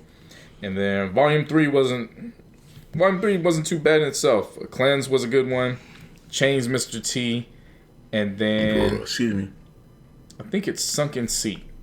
It's either Open Book or Sunken Seat where it was good. But he was basically just trying to keep his name afloat. He's stepped into fatherhood now, so he touched on that a little bit. He definitely name dropped Dame Dash. Really? So he dropped Dame Dash. He goes, I stepped away from Dame Dash and I stepped away from Atlantic. And that was on the first track of Volume 1. So, he was touching on topics. I just find it funny how the little bloggers and little industry insiders got really quiet when he left MMG. They, like, with the support-ish, if that makes any sense. Yeah. It's just funny. They do it all the time. It's just funny. It's just like I see all the random, the usual suspects I see on my timeline, and everyone was always talking about Stally when he was on MMG. And then after that happened, after he left, it was just quiet. Like, I did not know about his EP till you told me about it. Right, I didn't know anything about it, but my brother heavily listens to Currency and all those guys. So whenever they drop, he's still on it.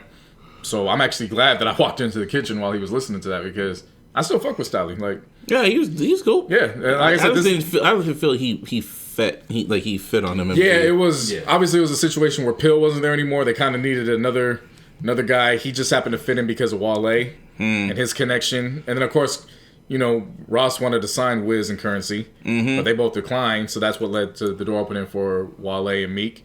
But Currency's always been on good terms with them. So he was like, "Yeah, I got Stally over here. If you want to do something with him, it's cool." Yeah. So that's how that ended up materializing. Another album that dropped I was curious about this because I've heard a lot about him. What's his name? Juice WRLD. Is that how you say it? Juice WRLD. And I never heard of him. Was he on the Freshman or nah? Keep talking. I'll look. I don't remember. I just remember seeing us talking about him. I just remember seeing his name always pop up on the timeline. Other people talk about it. I didn't listen to him, but I was like, So his album dropped, and I just randomly saw it, and I was reading the description, and I was like, okay, he's from Chicago. He's this, he's that. Okay, this, and I looked at the cover, and it's called Goodbye and Good Riddance. And it's about, and I guess it's a concept album about like relationships and shit like that. So I'm like, okay, this is a story track, and this is like a concept album. You know how I am about concept albums. So I'm like, okay. Yeah, he wasn't on XXL. Okay, what the hell did you do with your phone? You just went like. I was trying to get you to stop, but now all the listeners know I was trying to get you to stop. So. Oh. Like you just went like. All he did was just tap you, bro. No, he didn't tap me. He just went like this. Kind of maneuver. Like, shut up? Yeah. Oh, okay, I get it. You're very bad with nonverbal signals. I'm upfront with it. Goodbye, Good Riddance. Yeah. Album was, after the first track, I'm like, okay. Then I heard All Girls Are the Same. And I was like, oh, so this is one of them tracks. And then Lucid Dreams, which is pretty decent. Then you go to Lean With Me, and he's talking about lean. I was like, Yeah. And then Wasted with Lil Uzi, and I was like, okay. And then when he kept going, I'm still, and I heard I was like, how old is this kid? And I looked him up. Oh, you're 19. Then everything started making sense. And then after that, it was just, the album kind of it just sounded like some shit a 19-year-old would listen to. A really emo 19-year-old. Yeah, basically all I took away from it, I posted it on Twitter. I put, spoiler without context. And I found a picture of a sentence that read, I'm in my feelings? No, I read, I miss you. I still miss you, or I miss you. But it was spelled out in lines of coke. Yeah. Oh, shit. Yeah. That's basically what the album was. Like, That's basically what it was. Like snorting Adderall and then at some point, Lil Uzi comes in. Then they start talking about the devil, and I was like, that wasn't on Wasted. I'm thinking you're talking about All Girls Are the Same, because that's when the devil got mentioned. No, there was. You said you stopped halfway. That was after Betrayal. Betrayal is when I kind of stopped. Yeah, so it kept going. I think it was Hurt Me, where it got to the point, and I was just like, yeah, this is. How much more time I got this till this ends? 45 minutes. It was a 45-minute track album. Interscope distributed it. It was. There was at least 2 songs I found. I think it was Candles or Scared of Love. Like they were cool until I actually started listening to the lyrics, and I was like, I don't want to put this on. It was. It was. No, man. It was. These damn kids is fucking addicts, man. Like, I was just gonna say that shit. Like, I don't know, man. Maybe it's the pills, the the lean or whatever the hell. But it just seems to me like there's a lot more emo hip hop. Like I'm not used to that shit. This ain't even emo. This is alternative hip hop. This ain't even alternative. This is drugged out. This is addict music. It is. Like there's a difference between emo heartbreak, you know what I'm saying, just going through it. Yeah. And then there's this. But that's what I'm saying. Like this, it almost seems like that. You know how like there was that moment where it was like emo rock music. You know what I'm saying? It almost seems like it's crept into hip hop now, and this is what we got. You know what I'm saying? I feel you. Yeah, I get it. It started with, who do you think started that? Wayne? Kind of. Man, I can't really pinpoint it. Yeah. You probably even go to M. But the way to an extent with M, but Origins at least. Origins, but how it kind of just how it transcended out. Yeah, it was just. I listened to it. Even go to Future, but Future sounds a little different. You know what? Future might actually be. Yeah, because that joke. the running joke. Right. You know what I mean? Yeah. It was, I thought it was interesting at first, and then I was thinking, when he started doing the drug talk, I'm thinking, okay, this is just part of the story. But then when it just kept going and going, it was like, okay, this is the concept. Damn, this bitch really broke your heart. You're only 19. You get over it. Yep. There's so many references to hardcore drugs, though, and I was like, I can do my weed and that's all I said. Occasional pill pop. Just stay with my younger days, you know what I'm saying? Yeah, but like, these kids, it's all it's like, how do they get these drugs? Man. How? Come on, man. No, but like but these hardcore drugs like lean and all that other shit, man. I mean, dude, lean, you can get that with the prescription. Yeah. You know what I'm saying? Like, it's not really that hard to get a hold of. You just gotta go to the doctor and pretend that you're sick. You're coughing up. That's pretty sad. I text Busby over the weekend. I was like, these kids don't know how to communicate. They don't. Like, as soon as you go through some shit, no, not even that. It's as soon as you go through some shit, you pop a pill or you sip. Yeah. You don't even try to explain what's going on with you. Or they listen to what these rappers are now, man. I've always said this. I'm a firm believer that what you put into your system, not only with your nutritional diet, but what you view, what you listen to, that's going to play a role in your everyday life. So if you listen to that 24/7, I can get listening to it for like an hour. Or if you're at the club or something like that. Right. But even then, there's variety. Are they really going to play this shit, though? It's possible. It's possible. There's a few that, you know. Like Lucid Dreams. Yeah. Okay. Other than that. Yeah, I mean, well, still, man.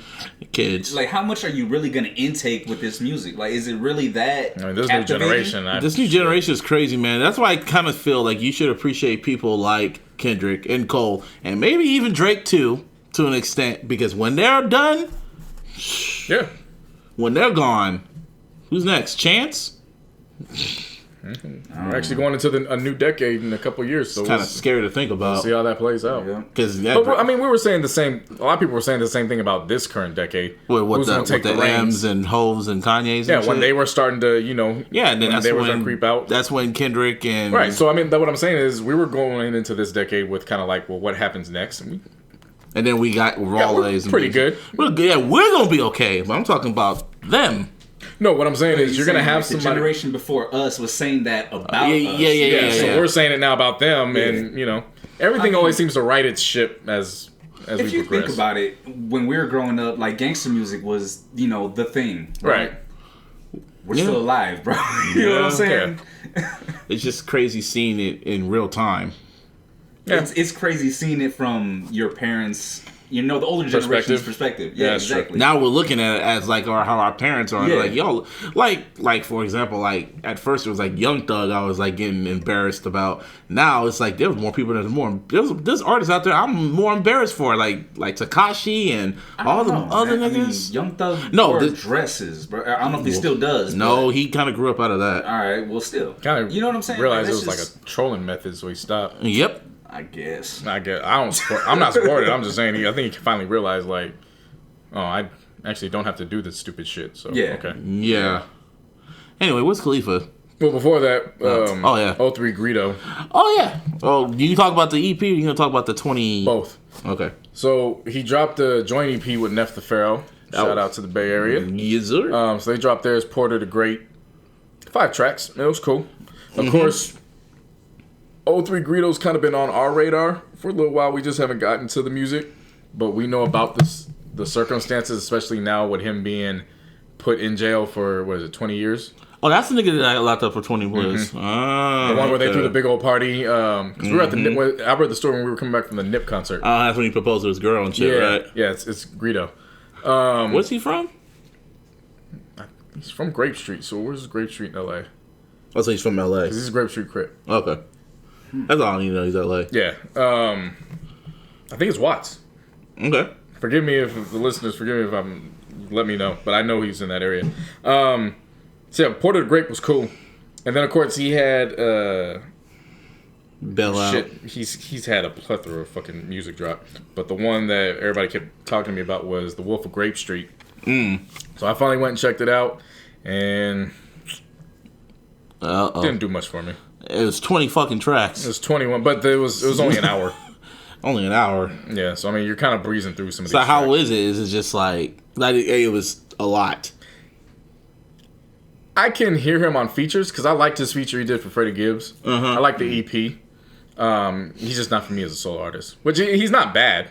Like I like him as a featured artist, so I definitely like the content. But he's like range. not for you. But yeah, it just some things just become too redundant, or the thoughts just don't come up too clear. And maybe that's because he was rushing it. He's rushing because he knew the circumstances coming out. So he was just. And they said his catalog at this point, he's got enough to hold him down for like 7 years. Oh, so he's on that Tupac shit. Yeah, like they said, he was recording nonstop, and the way that his management was talking, they were hoping for after 5 years he could get released for good behavior. And the fact that they could see that, he was at a point where he was changing his life around. Because apparently these are all stem from charges that happened a while ago. What did he do? Just getting caught up in... For 20 years? Yeah. That's a long time. That's a long ass time. I mean, when your album's The Wolf of Grape Street... Yeah, well... we know it's on Grape Street. So... Whole bunch of shit. Yeah. But... It was at least worth checking out to see if it fits your narrative or not. He's not... So it's too gangster. Nah. It's not even that. It's not even I love gangster rap. I know. I just mentioned that we grew up on that shit. I know we did. No, okay, Watch not too gangster. Not too gangster. Not too gangster, but it's like you said, it's repetitive. Yeah, it's just like everything sounded the same. It's worth checking out. Just is it like at least workout music-ish? You'll find some stuff. Like there's some stuff I'll go back to find a couple things maybe to contest for a future playlist. But as far as maybe I'll go back and I'll try out one more project just to see. How many projects he have? They saying he's dropped like 9 projects in the past 3 to 4 months or something. That was the shit about like when Mozzie was dropping. He was dropping collabs damn near every other week. That's why I was kind of hard when you were telling me like Mozzie. I was like, oh, him. Yeah. And now when I think he finally found his lane on the last 2 projects. Right. I'm like, sure. Okay. Now the only other person I remember doing that was Currency. Because Currency was dropping like a damn mixtape every month for a while. He actually had it labeled, was it like 9:30, 10:30? Like he was doing times. end of the month. Right. I remember that. Yeah. Oh, fucking, what's his name? Gucci, man, when he was in jail dropping mixtapes like... Man, Gucci... I don't know how. He was, because his work ethic too. He just would be in there recording. And he was dropping mixtapes like... How long was he in jail? He was in there for damn near 5 years. And he was dropping albums and mixtapes on Twitter. I remember a series where he dropped 3 tapes and each one featured new acts. So he had one that was with Migos. Yeah. The next one was Pee Wee Longway. And then I forgot who the last one was with. But it was like a collective series because they were unfinished songs of his. And he's like, oh, just let the little homies finish. Or you remember the time, I remember when Young Jeezy dropped a new song. And then like within like 24 hours, there was like a new Gucci Mane freestyle over that Young Jeezy beat. And it was like, how did he fall? He phoned in from jail. It wasn't phoned in. It was like a clear verse and everything. It was like a new verse, new vocals, new everything. Like he was just in the studio. Engineering could do that for you. Take it clear up the whole fucking static on a fucking phone call. They bring something in for you. Where was that for Shine? Hey, that was different. That was trash. That was 2003, 2004. This was... there was someone else who I was thinking about that recorded from prison and it sounded horrible. Lil Wayne? Recently. No, just like hella recently. Oh. I forgot. I mean, look how Ty Dolla $ign, look how he cleaned up TC's vocals. TC's was clear. But I like how his vocals sound when they're on the phone. It's clear, but it sounds like... That's mixing. Not like mixing, but it just sounds so just like almost like an angel damn near, like a ghost. That damn family can sing. It's all the reverb from the jail cell. That too. Natural reverb. But on top of that, them Griffin kids can sing. Because them two and then their sister Angel. Because she did background vocals on Miracle. And she co-wrote it. That was such a great song. There's 3 of them. And all 3 of them can sing. Free TC's been aging really well. Oh, yeah. Yeah. Beach House, I don't know. Beach House 3, everyone still loves that damn Beach House 3. Yeah, Beach House 3 to me just didn't... We're the only ones that are really air about it. Yeah. Everyone else... As an album. As an album. Their songs, but as like half the songs were dope. Overall, songs are sick. Yeah. I fuck with it. But as an overall... Yeah. For Free TC, man, that's damn... I went back... I revisited that the other day. Free TC is... That's like damn near perfection. That's going to be a cult classic. Damn near perfection, besides that Kanye record, but... But speaking of Ty, overall, that shit was tight. Yeah, Free TC. I fucks with that. Speaking of Ty, the man who signed Ty to his Taylor Gang label, your boy Wiz Khalifa, dropped Rolling Papers 2, and hey Martine, man, this was you. Spotlight's yours, Chief. Yep. I. Trash. No. Actually, nah. 20-something tracks. It was 25 tracks. Shit. I'll say this part, and JC, I don't know if you're gonna agree with me. The first half reminded me of Kush and Orange Juice, like so much. Just the style of beats, not necessarily what he was saying, but the style of the beats and the way he was flowing on them. It reminded me of Kush and Orange Juice. I'm not gonna say it was as good because Kush and Orange Juice, that shit's a classic. I don't give a fuck. But like I said, there were some songs that kind of like brought back that vibe and shit. Like Ocean and Mr. Williams on Rolling Papers 2 reminded me a lot of Mesmerize. Mr. Williams. The beat was constructed. Mr. Williams, what's the second half of the song, Mr. Williams? Because it's a two-part. Yeah. It's a two-song. Hang on, I'm finding it right now. Keep going. All right, and then Bootsy Bellows and Never Hesitate. I like that one. Good dank. Like, if you really pay attention to the way the beats are constructed, like I said, and the way he raps on it, it's not gonna, I'm not gonna say it's identical, but it's very similar. Yeah. So Mr. Williams / Where's the Love? That was a great 6.5 minutes. Yeah, definitely. The one horrible thing I will say about it, and I'll agree with JC on this one because we talked about it earlier, is the fact that you'd hear one song and then you'd hear it later. It's like, for example, I mentioned Ocean and Mr. Williams in the same breath. Mm-hmm. You know what I'm saying? Because the songs were similar. Yeah. You know what I'm saying? Granted, Mr. Williams had Currency. Currency was rapping his ass off on that. Yeah. Bootsy Bellows, Never Hesitate. They're within that same breath. You know what I mean? As far as musically. Then you got songs like Very Special, which I could have done without personally, but it wasn't a bad song. You know what I'm saying? Like it was all that was the placement of it. Hour and 30 minutes. It's the same as Scorpion. Yeah, man. That's what turned me off. I like, honestly, people, I didn't listen to the album because I saw that and I said, I'll get to this. And it was just, I trust Martine and I trust you guys. And I was just seeing online, people were saying like mixed reviews, but Martine is the whiz stand. So I trust his opinion over everything. So. For sure. And one thing I did like about it also is the fact that, you know, on every project, he's always rapped with like a legend. You know what I'm saying? Like he had Too Short, Cameron, Snoop. Juicy J, Snoop, of course. They're like best friends pretty much. Gucci Mane is on this one. Bone Thugs and Harmony is on this one. I mean, he has Currency on every project too, so you know what I mean? Like he's always working with the legend, but at the same time, he's always working with up and coming artists as well. Chevy Woods before he, you know, made a name. Chevy ain't up and coming no more. No, I'm saying before. I'm bringing up his older. Back when Chevy was Box Kev. Yeah. But I'm not mad at Chevy's role, man. Chevy's role is to be Wiz's right hand man, and it's working. He's to Wiz what Tony Ayo was to 50. Yeah, and like I said, it's working for him. You know what I mean? So overall, but I'm talking about like. In previous projects, he's worked, you know, Chevy Woods when he was coming up. Yeah. I Am Sue, Problem. Granted, Problem had, you know, he's had years in the game, but he was barely on the come up, really. The way, when, what do you call it? When he worked with Wiz on About Me, right? Yeah. And then Ty Dolla $ign, we mentioned that. He signed him. Smoke Perk, that's more recent.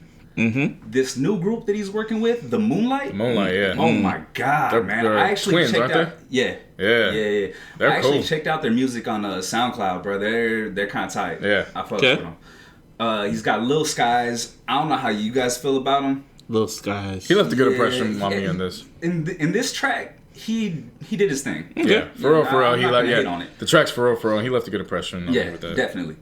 And Jimmy Wapo. You know, R.I.P. Yeah, R.I.P. Right. Second track, too. Yeah, the thing about Jimmy Wapo was, like, the plan was to sign him to the Taylor Gang. So that's the reason why he was on this album. And it's like, dude. That sucks. Yeah, he was really... on the come up. Yeah. But overall, how do you feel about it? Overall, I felt good about it. It was a really good album. Like, not necessarily in the concept of the project. Yeah. But the songs individually... They're really good songs. Like I couldn't stop listening to it, and I started playing this shit like around 10 o'clock at night. Yeah, it looks like an album that's I was like up till about 11:30 ish. Right. You know what I'm saying? it looks like an album. It looks like an album that you could just listen to, like not during the day, but when it's nighttime and you're just in the mood smoking something. Yeah, It looks like. that's when I always be smoking something. So, It looks like a playlist because there's 25 tracks on there, and this shit needs to stop, man. Yeah, This shit needs to stop. my take man. on it was the songs are cool, but in terms of sequencing, this shit's it's garbage. Like he just got the whole because it just sounds like a lot of shit's just redundant. like he just got the sessions and just threw it on one 25 shit. tracks. It's gonna get no matter what. Like that's Of course, too but I many mean, tracks. when I'm talking about redundant, I'm talking about like, honestly, I'm 50-50 with Penthouse just because of where Very Special is placed. Like we knew what the demographic was for those songs, but they're too close to each other. Because then they could have been spaced out. But because they're so close, you got to pick one. Yeah, It's know what I'm almost saying? like he just got the tracks. Late Night Messages, I go 50-50 on. Rain will probably next door. Get that shit the fuck out of here. I wasn't feeling that. Yeah, The I second don't know. half of Karate, which was Never Hesitate, I think. That's Get that fuck. Really? Get that all the way out of here. I don't know what the bruh, fuck that with shit is dope. You tripping? It's like No, I'm sorry. Karate was the one I was like. Yeah, okay. Never I Hesitate was I was can cool go with. with that. Karate, I get can go that with out of that. here. Yeah. King, get it out of here. Wasn't feeling the Yeah, 420 freestyle. Fuck out of here. It's On You was dope. The second Moonlight track, all of a sudden, was cool, but then Homework, get that out of here. Yeah. So like this could have easily been meddled down to like 16, 17 songs. just like Scorpion. So now I gotta go Make a my own damn playlist. playlist to listen to this But shit. it's not even a double album. For me, Well, this it is practically perfect is. for driving around the car. This playlist is perfect music. for chilling while you're smoking. You I know mean, I get it. Don't get me wrong. Like That's again, the reason why I focus. That's what I do all day. right? No, the songs are good, but we talking about an album, not a playlist. No, that's what I'm Like saying. he constructed this shit like a playlist. I didn't want to hear a playlist. I wanted to hear a sequel to Rolling Papers. Right. Yeah, man. Can people just construct albums how they use it? 'Cause So unfortunately, I gotta put him in the same box With- that we just put Drake in, and that I put the Migos in, where all three of the motherfuckers they failed me this year because they were three names where they didn't have to go that route for streaming. I mean, you could do that. That's what I said. he said it so you can do that shit, nickel. Yeah, like I just said You that. can do that. I won't. I won't because I love this shit. Yeah, It's I preference, but this is like my type of shit. Yeah, man, if it's you know what I mean. But as an overall album, like what JC was saying, it's like to me when I see tracks over 20 tracks or whatever, it's to me it's like you didn't take this album serious I don't enough. even go over the 20 tracks. I look at the hour 20 because that was the standard for one disc. So anything over that, if it's not a deluxe version, I'm already looking at it like, all right, well. Like if I feel I gotta cut it off after the 10th track, you should have ended after the 10th track. Right. But now it's kind of like people don't take this shit. I feel like some of these artists don't even take it serious. They're care more about the charts instead of the art. Yeah, and like I said, there were three names where Wiz Khalifa's a brand. Yeah. So when Wiz drops, you know he drops. He doesn't have to chase a single, doesn't have to chase Billboard. So that's what I meant when he didn't have to go this route. Drake was all over the place because he was trying to prove other shit and he fucked himself. Well, over. yeah, he tried. Like it was the agent. This is, you know what this is? It was like that shit you talked about, the analogy with Drake and Kendrick with the Matrix. Everyone's trying to be Agent Smith. Yeah, And the only one who could pull it off was Drake on the and charts. all these guys are now like Wiz is like one of the agents that gets taken over by Agent Smith by the the virus version. Well, yeah, when he Yeah, just does Migos that are like shit. the same ones because Migos really hurt me this year. Like I'm sorry, man. that hurt. For as dope as the first Culture was, I was like, how many tracks? 12 tracks. 13. Yep. And then to come back and see 24, and Remember half how- of them don't even sound good. Remember how Like, niggas were bruh. mad at Kendrick when Good Kid, Mad City came out and it was only 12 tracks. And people were mad at Pusha when they found out it was 7 tracks. And now we're seeing shit that's like 25, 30. I blame Chris Brown for this. Chris, people were doing this shit long before. I know long before, but Chris Brown made it when he showed the blueprint of how these artists can get this money. When he released that triple disc and that anthology shit, then I wouldn't even blame him. It goes back to Drake when he dropped More Life. or E40. E40 was in the 20 range. No, with the anthology albums. Yeah, but he was in the 20 range. His track lists were 20. Yeah, and they were separate. Yeah. They were purposely separate. Yeah, they were like their own album anthology lists and shit. Because we just do things different out here in the Bay. Like, again, a lot of people give credit to Nelly for doing that, but it was Mac Dre who did that first. Putting out most Yeah. And they all sounded different, too. Right. Yeah. I don't know, man. Come on, artists. Can you at least care about your art? At least. Kendrick better not come out with a fucking triple disc. I'll be fucking pissed. Happy, but pissed. That's what I'm saying. More Life should have been at least, not More Life. Scorpion should have been 5 fucking tracks each disc. 10 tracks altogether. But, you know, too greedy. It's kind of pointless, though. Yeah, that would be very pointless. You like 5 doing tracks a double album where it's 10 tracks total. Whatever, man. Anyway, so some little quick notes that happened. Rihanna was making money. I thought she broke up with this nigga, the billionaire nigga, but they photoshopped that picture where her finger was directly in his face. That's Photoshop. No, but she was sitting on the other side of him. Yeah, I know, but I thought they broke up. Like before this picture came out, I thought they broke up. He a billionaire. He ain't going nowhere for a while. True. Yeah, then that picture came out of Rihanna and oh boy, guess having an argument, and she was just pointing her finger at him and she like smoking a blunt, and I guess Rihanna alluded that they were just talking about soccer. Yeah, so she went on her Instagram, posted a picture of a male lion getting yelled at by a female lion, and then the caption reads, "When you think you know more about soccer." Wow. I pretty much covered that up. I guess. She actually popped up at the right time because we actually forgot to bring her name up on the mid-year review. So, I was thinking about that. Right. I was hella thinking about that when I was like laying down. I was like, what if Rihanna just comes up out of nowhere, right, and drops something? So now I'm kind of looking at it like, well, is she gonna be dropping something by Black Friday?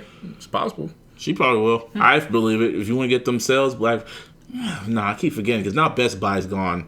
They're not selling CDs no more. It's just Target now. For now, with a capital would. For now, it's just Target. I can't even rely on GameStop to go put pre-orders on games because I don't know how much longer they're gonna stick around. Like honestly, at this point, Blockbuster's still holding on to one more store now in Bend, Oregon, because they closed down 2 stores in Alaska. Mm-hmm. There's one more store at Blockbuster left for now. Yeah. Wow. Yeah. That's just crazy. Yeah. As a former Blockbuster employee, I'm rooting for them. I'm still they're gonna be. I was they're shutting that shit down. Yeah, bro, that's a wrap. I'm pulling for that Bent, Oregon location. So when Future dropped his album, on the anniversary, whatever the fuck that shit was. A mixtape. It's an album. Don't do that.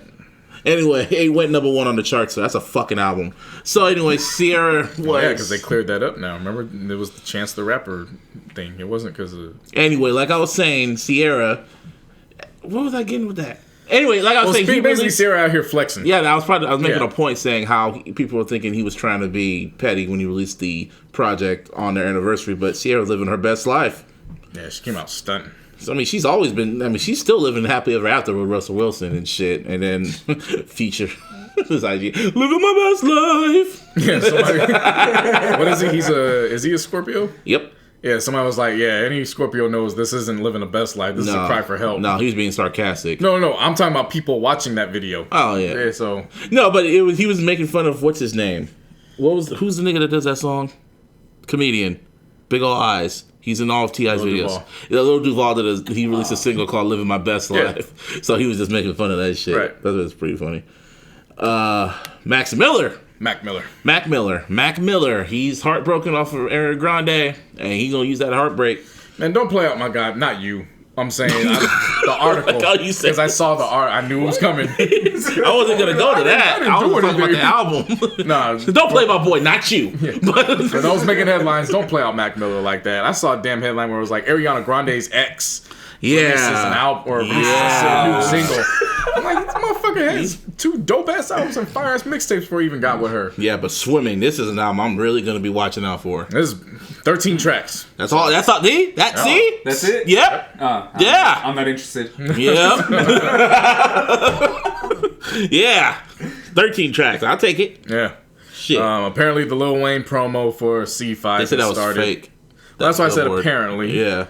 I wouldn't be surprised if Lil Wayne makes a 50-track album and he puts a whole... See, don't put that in the universe. Yeah. I'm putting it out there because I don't give a fuck about this album. Who? C5. Oh, I thought you were talking about 50. Yeah, but just the fact that it's out there like that? Nah, don't do that. I thought you said 50 Cent. I thought you said 50 Cent. No, I'm saying you put 50 songs on there. He's talking about 50 tracks. Oh, yeah. Nigga, Fuck, don't do that. do that. Chris Brown put 45, 47. But that's Chris Brown because he's a crackhead. Do that.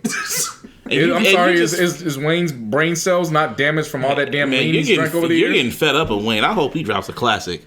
I hope it's a good album. I hope he drops a classic, but I don't think that shit's gonna happen. I hope he drops a classic. I hope he proves me wrong. I hope so too. But because you be talking a lot of shit about Wayne. Yeah, have you heard his drops since he dropped Carter 3? Because he was fucking heartbroken after everything was going on and frustrated. For 10 years? Yep. Bitch, get over it. Yeah, he sure as hell wasn't complaining when it was, I'm on that good cushion alcohol. He wasn't complaining then. Hey, man. That shit was trash. Yep. Good cushion alcohol? I mean, bitches love me? That beat was tight. The album. Oh, I am not a human being too. The first track was dope. Then we get to the second half. Let's not forget those Soulja Boy produced records. Like I said, the first track. My tongue a jacuzzi. My dick is an AK. My tongue go brrrr. My dick go Yeah, pop. now you know why I don't like fucking Ratchet Happy Birthday. My happy no. I ain't like it either. Niggas really trying to vouch for that record, and I'm like, don't you do that. I mean, I hope Wayne proves me wrong, but I ain't anticipating that shit. So. Joe Budden podcast. I'm like you. What? I'm right till you prove me wrong. I'm right. I don't see myself getting proved wrong in this instance. So okay. Anyway, Joe Budden kind of showed people that he still got it when he played a unreleased track on this podcast. I mean, to me, it's not surprising. Yeah, he's dope. It's called Star Wars, and people was like wishing Joe would release it. But it was funny. Oh, I know what you're talking about. Yeah, it was funny. I was watching this little documentary on the little podcast tour or whatever, and the last thing he says on there is like, "Yeah, don't you little niggas get this fucked up? Because I could come out of retirement and smoke all you niggas if I really want to." And he's not lying. Joe Budden is still one of the best rappers out here, even though he's quote unquote retired. I mean, lyrically, as a lyric, just drop that Slaughterhouse album. That's exactly not gonna happen. That's not gonna happen. That's really not gonna happen. Yeah, he has all the bridges that they burned and shit. Yeah, we probably have a better chance of C5 being a classic. Oh, of course, of course. Slaughterhouse album. Don't remind me of the first Slaughterhouse. Not the first one, the Shady Records Slaughterhouse album. Yeah, me and JC defended that album so much till we heard it, and we still defended it. And then when we got old, we were like, yeah. No, that's not no ha-ha. That was just because we know who was in charge of that album. Oh, yeah. Ha-ha. Yep. Kylie Jenner is now projected to be the youngest billionaire by Forbes, and black folks were mad about that. It's funny, every time the Kardashians do something big, black folks get mad. No, what I took from that was how they were misrepresenting it, because they put self-made billionaire, and it's like, she's not self-made. She was born into that. And it's easy to do when you have a momager who knows how to capitalize off of that. Whoa. That's not self-made. Oprah Winfrey, self-made and is now worth the billy. She's been worth the billy. That's what I'm saying. That's self-made. That's what I visualize for that. Now, her being a billionaire, that's not something to look down on. Like, props to her. But don't misrepresent that like she's been out here hustling her whole entire life. She ain't been doing that. The Carters. Yeah, that's self-made. Yeah. Hey, I'm just like, I don't know why people get so bent out of shape about these damn Kardashians. Don't get mad about them. You know what they're about. Well, I mean, they got a head start on literally everyone. We know this. Like, we know their history. So it's kind of just like, for people writing long-ass fucking essays about their asses, it's like I said, what I took from it was the misrepresentation of it. Yeah, I get it. It wasn't the fact they were upset with it. I get it. But, when I see Black Twitter, everyone always just... I'm the only one that just does not care, because I'm like, dude, they're just doing they're just finessing y'all. Yeah. So it's just, I can't be mad at the hustle. Right. Fuck it. Get you a momager like fucking, what's her name? Chris. Maybe. Not us. I'm not talking about us. Steve Harvey comes in the picture. Steve Harvey, nigga suit, nigga wear. What do you say? Netflix is now going to be dropping 47 30-minute comedy specials in one day next year in 2019. They are all the way up.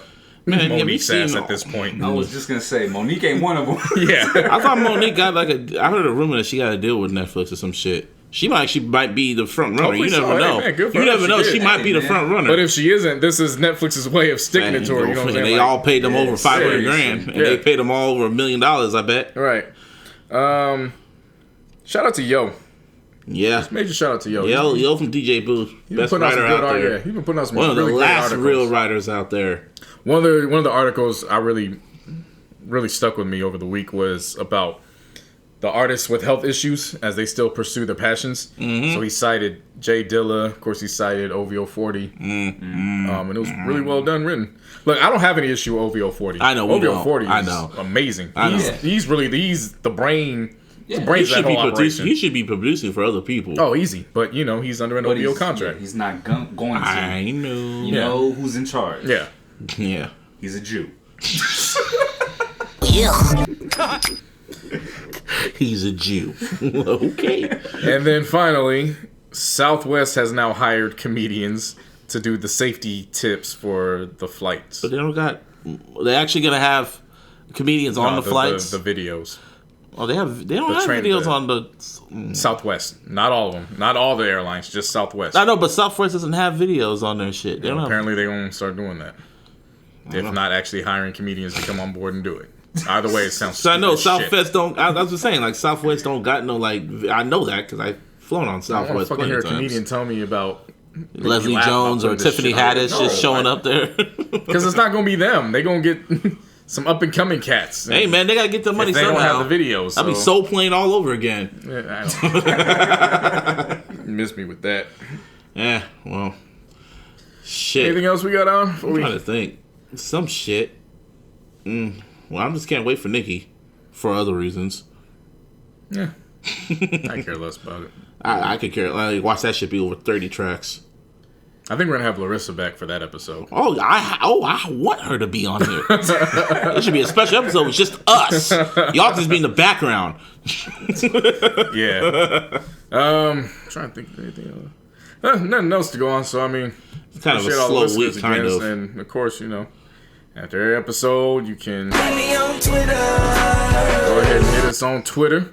The official Illogical Sense handle, Illogical SP. Follow me, Mr. Busby, on Twitter with @Mr. Busby for lowercase 08, so you can hear my little hot takes and get angry about them, which y'all do all the damn time. You hit me all across any social media you can find. JC No Hundreds. Oh, sorry, my bad. Cut. Yeah, you can find me all social media platforms. Beats be killing them. Beats be killing them. And then Instagram is The Illogical Sense. Yep. Together. And then, of course, hit us on the Facebook page, the like page. Yeah, like The it. Illogical We need Sense some Podcast. likes and leave comments, all that shit. Right. You know the deal. It's like... And, of course, on iTunes or SoundCloud, leave comments, what you like. All Also tell that us what you shit. want us to improve on. All that good stuff. We'll read them. We'll take it account. For sure. Shit, I'm gonna go see Skyscraper after this. After this record. Gonna need to give The Rock some money. I'll probably go see it this week. Yeah, man, it's The Rock, man. Move it past. I gotta give Rock money, man. Rock deserves my money. He don't Man, need your he's money. got too much money. Well, he needs more money. Okay? needs some money. He's a great one. She'll give Hulk Hogan some money. Give me your money, brother. Give me your money. Nigger. Half nigger. Damn. And on that note, I can blame one person for that. Oh, there's Rock Cousins right there. Oh, that's who you blaming? Yep. No, I'm blaming Jed York. You know how it goes down. You little fucking motherfucking fuck Jed York. Motherfucking, Can I get a motherfucking Give me a hell yeah!